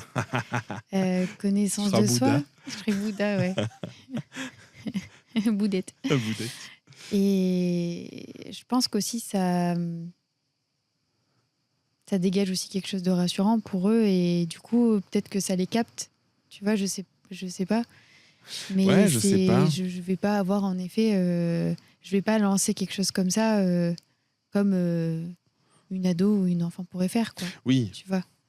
Il y a une certaine Oui, un ils ont pas certain le même poids. regard sur qui tu es, donc forcément, ça n'a pas le même impact dans les moments où tu le fais dans la vie. Ouais. Parce qu'un enfant qui fait une crise, tu te dis, qui par la crise veut te dire quelque chose, tu te dis c'est une crise. Un adulte qui a 30 ans et qui dit quelque chose à son parent, il est forcément, c'est pas pris de la même manière, quoi. Et ouais. Donc, ouais. Mais c'est vrai que du coup, pour reprendre un peu le fil de la discussion, j'ai du coup travaillé un peu sur moi pour me comprendre, mais pas forcément en pleine conscience. Hmm. J'avais pas encore accepté mes émotions, mes ressentis. Juste, je les écoutais, je les gardais et j'essayais de traiter, mais c'était compliqué parce que je recevais trop de C'est ce choses, que quoi. tu peux, quoi. Surtout que du coup, je sortais rien. Et c'est vrai je pense vers le lycée, vers l'adolescence, là, ça a commencé à être très compliqué, je pense, avec maman, mais qui est aussi hypersensible. Et, et je pense qu'elle s'inquiétait quand même beaucoup, parce que je disais pas grand-chose, même si je souriais. Voilà quoi, un sourire peut cacher beaucoup de choses. Et en fait, je pense que voilà, alors est-ce que c'est l'adolescence, les hormones, j'en sais Ouais. rien. J'ai un peu explosé. Je faisais pour moi quand même pas mal de choses dans la maison pour aider maman. On est trois sœurs, hein, du coup je suis la seconde. Et c'est vrai que j'ai essayé de l'aider, d'essayer de la soulager sur des choses, mais c'est vrai que sans non plus le faire remarquer, regarde, j'ai fait ça, voilà quoi. Sans besoin de reconnaissance, Voilà, quoi. c'est ça. Ouais. Et j'ai eu l'impression que c'était, alors pas que c'était pas reconnu, mais que je m'épuisais pour rien, parce que les retours que j'avais, c'était presque me mettre dans le même sac que mes sœurs. Ce qui est ce qui est normal. Ce qui est ultra compliqué, en fait, de faire la différence avec un enfant et encore de la mettre en lumière. Le problème, c'est qu'on m'avait aussi habituée à ça, petite, en me disant je suis une petite fille calme, qui pleure jamais, serviable, enfin tout ce qu'on veut, alors que c'était pas forcément le cas de mes sœurs. Et du coup, de plus avoir ça. Je pense aussi c'est bizarre, parce que je me dis je suis moins bien, ou j'en sais rien, remise en question, plus encore une fois, hein, la période d'adolescence où on remet tout en question, presque un reset, où tout est un peu brouillé et c'est compliqué. Les psys disent ça. Ils disent que la crise d'ado, c'est une crise identitaire de remise en question profonde des croyances qu'on a accumulées les 15-20 dernières années, quoi. Et donc j'ai l'impression à ce moment-là que j'ai été une autre petite fille. Ouais. Jeune fille, donc mes 15 à 17 ans. Où là, du coup, je me suis dit, si c'est comme ça, je fais plus rien, et ils verront peut-être que... Ah oui, la rebelle totale. Ils verront peut-être qu'en fait, je faisais pas mal de choses. Ouais. Et vous allez voir, maintenant, j'existe, quoi. Sauf que j'ai pas du tout existé comme je voulais exister. Hein. C'est-à-dire que j'étais agressive, je parlais pas très bien, je montrais rien. C'est-à-dire que stoïque, hein, la terre entière et tous les gens que j'aime pouvaient pleurer. Ouais. Moi, j'étais un bloc.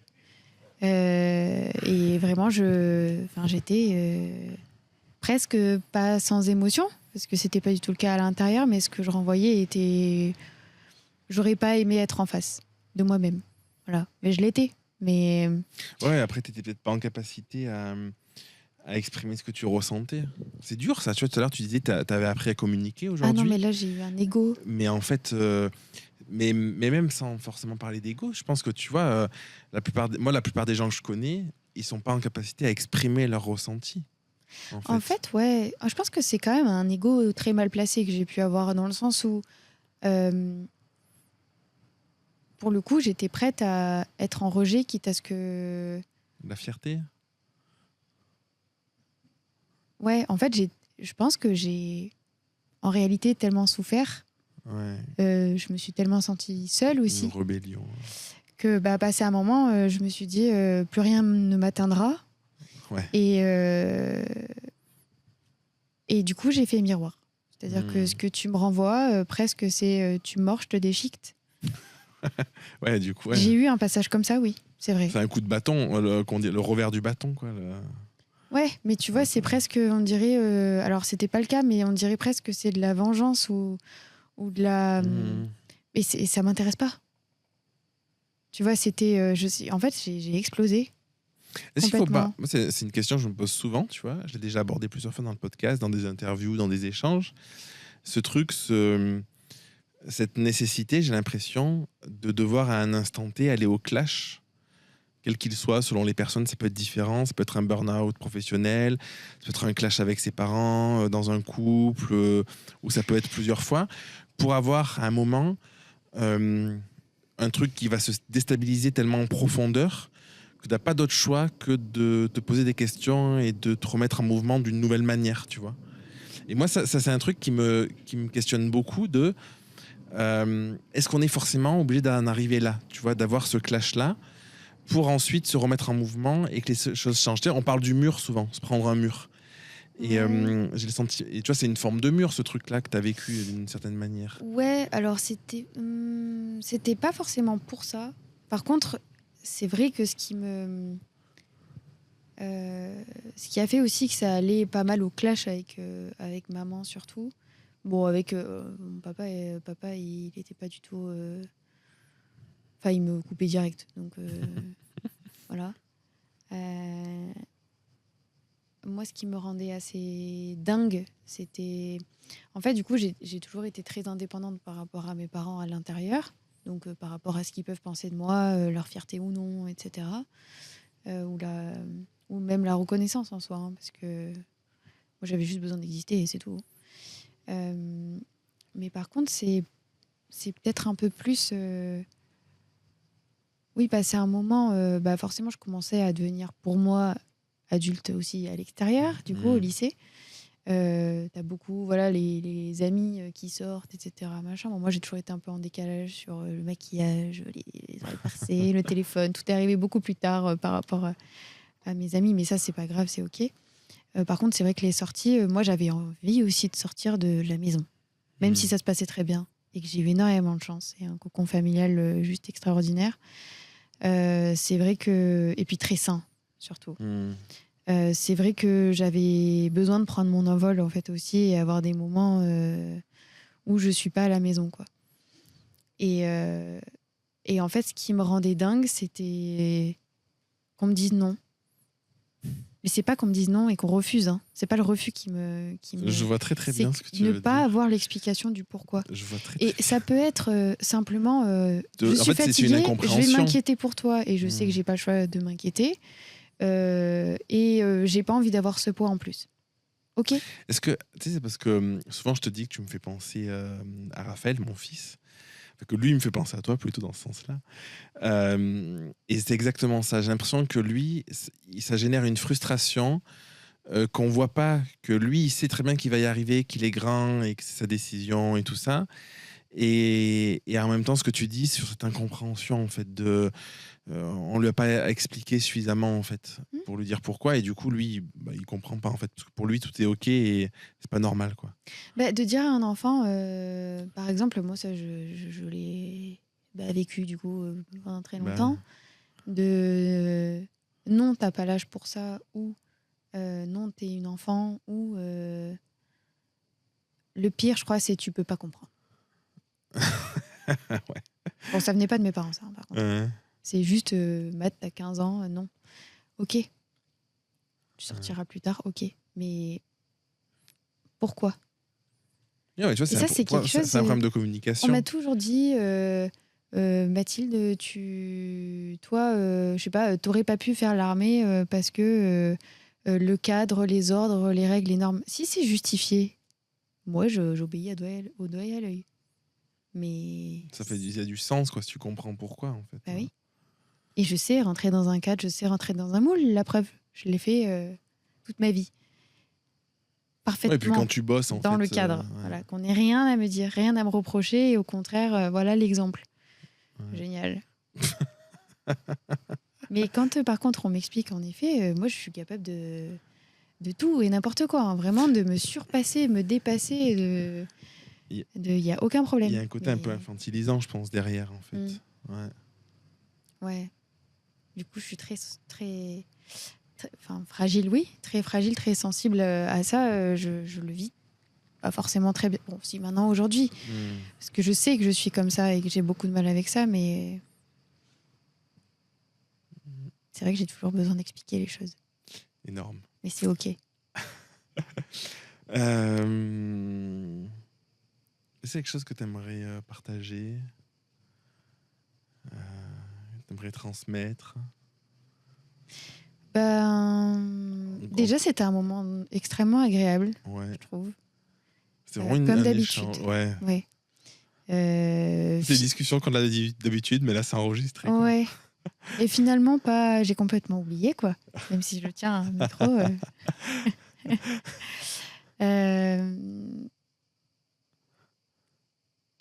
Ce que j'aimerais, c'est qu'il y en ait d'autres avec d'autres personnes. Mm. Voilà, pas que moi. Que tu partages ça avec d'autres personnes et que ça ouvre les esprits aussi. Ouais. Ben, c'est vrai qu'on n'a pas trop parlé de spiritualité et tout ça, tu vois. Mais le podcast s'appelle Grandir ensemble. C'est vraiment cette idée-là, tu vois, de grandir par des échanges, des prises de conscience. Ça peut être un truc insignifiant, ça peut être un truc énorme, peu importe, quoi. Mais à un moment, moi, je crois vachement au fait d'apprendre par le partage, quoi. Ouais. Parce que tu vas connecter un truc et parce que ça va tu vas rapprocher, connecter des points, avoir une nouvelle vision d'un sujet ou apprendre un truc très factuel aussi parce que la personne a une connaissance que tu n'as pas et tout, que d'un coup tu vas dire ah pétard mais en fait c'est ça quoi. Et c'est pour ça que j'aime les conversations profondes, c'est que je trouve que ça en tout cas moi ça me prend pas d'énergie, peut-être qu'il y a des gens pour qui ça prend de l'énergie, moi c'est fluide. Et en plus, ça m'apporte des réponses de manière facile, sans justement que j'ai allé à chercher en moi des réponses, parfois comme on disait, où de toute façon tu vas pas les trouver parce que tu les as pas en fait. Ouais, et puis ou alors ça peut faire un tout petit peu réfléchir, mais je trouve que c'est voilà, ce qu'on se dit là, peut-être qu'il y a des personnes qui vont se reconnaître dans certaines choses ou dans ton fonctionnement ou dans le mien, ou retrouver que certains morceaux, mais on est tous différents et c'est OK. On n'a pas la vérité, on n'est pas, entre guillemets, on va dire un modèle au Bouddha. Mais je trouve aussi que voilà, ça peut nous faire réfléchir et se dire elle est comme ça, mais moi je suis plutôt comme ça. Tu vois, on a le droit de juste penser différemment et de vivre les choses différemment et d'avoir des niveaux de conscience de soi, parce que c'était peut-être un peu sur ça qu'on a tourné là. Mais tout est possible. C'est pas le plus évident à faire, mais quand on commence, après c'est cool. On y prend goût, je trouve. Ouais, je pense que ça c'est pas le plus évident, le chemin de la connaissance de soi, mais c'est probablement la plus belle chose qu'on puisse vivre, quoi. Ouais. Je pense que c'est le plus beau cadeau qu'on puisse se faire. Ouais, de fou. Ouais, parce qu'après, on vit tout mieux. Ouais. Et encore une fois, je sais pas si là, je l'ai dit pendant notre échange enregistré, mais j'avais énormément de casseroles, j'avais énormément de choses à l'intérieur et franchement, j'aurais pas mis une pièce pour être comme ça aujourd'hui à l'intérieur de moi. Ouais, c'est vrai. Hein. J'y ai même pas réfléchi. Ouais. Pour moi, c'est même pas non, c'est pas possible. C'est jamais arrivé dans mon cerveau, ce genre d'idée. De penser là à être aussi apaisé, calme. C'est pour ça que c'est arrivé aussi, parce que vous n'avez pas la pression Aussi, absolue du peut-être. résultat, tu vois. Ouais. C'est ce qu'on disait tout à l'heure, c'est que parfois quand on est trop dans l'attente que quelque chose se passe, Mm. on met pas la bonne énergie, on est dans une énergie Ouais. du manque, on est dans des contradictions, dans de l'attente, et du coup, en fait, ça se passe pas, quoi. Ouais. Il y a Alors plein c'est de choses avant ça. justement, Ça peut être un ouais, objectif de vie aussi, ouais, mais être bien avec soi-même, oui, ça peut être un objectif de vie. Mais il y a d'autres étapes avant ouais, qu'il faut viser. trop bien. Mm. Merci Mathilde. Merci à toi. Euh, Du coup, j'allais dire, pour les personnes qui ont regardé jusqu'à la fin, si vous voulez nous laisser un petit commentaire et tout, franchement, avec plaisir, Ouais, pour nous dire ce que vous en avez pensé, euh, sur YouTube ou sur Insta. ouais. Ou nous-mêmes nous contacter pour échanger, Ouais, carrément, ouais. discuter, pour. Ouais, Ah oui, enfin, moi je avec suis très plaisir. ouverte en tout cas. Ouais. Ok, trop Enfin, ça bien. me ferait vraiment plaisir, quoi. Bon, ouais, merci du fond du cœur. Mm. À bientôt. C'était très bien, à bientôt.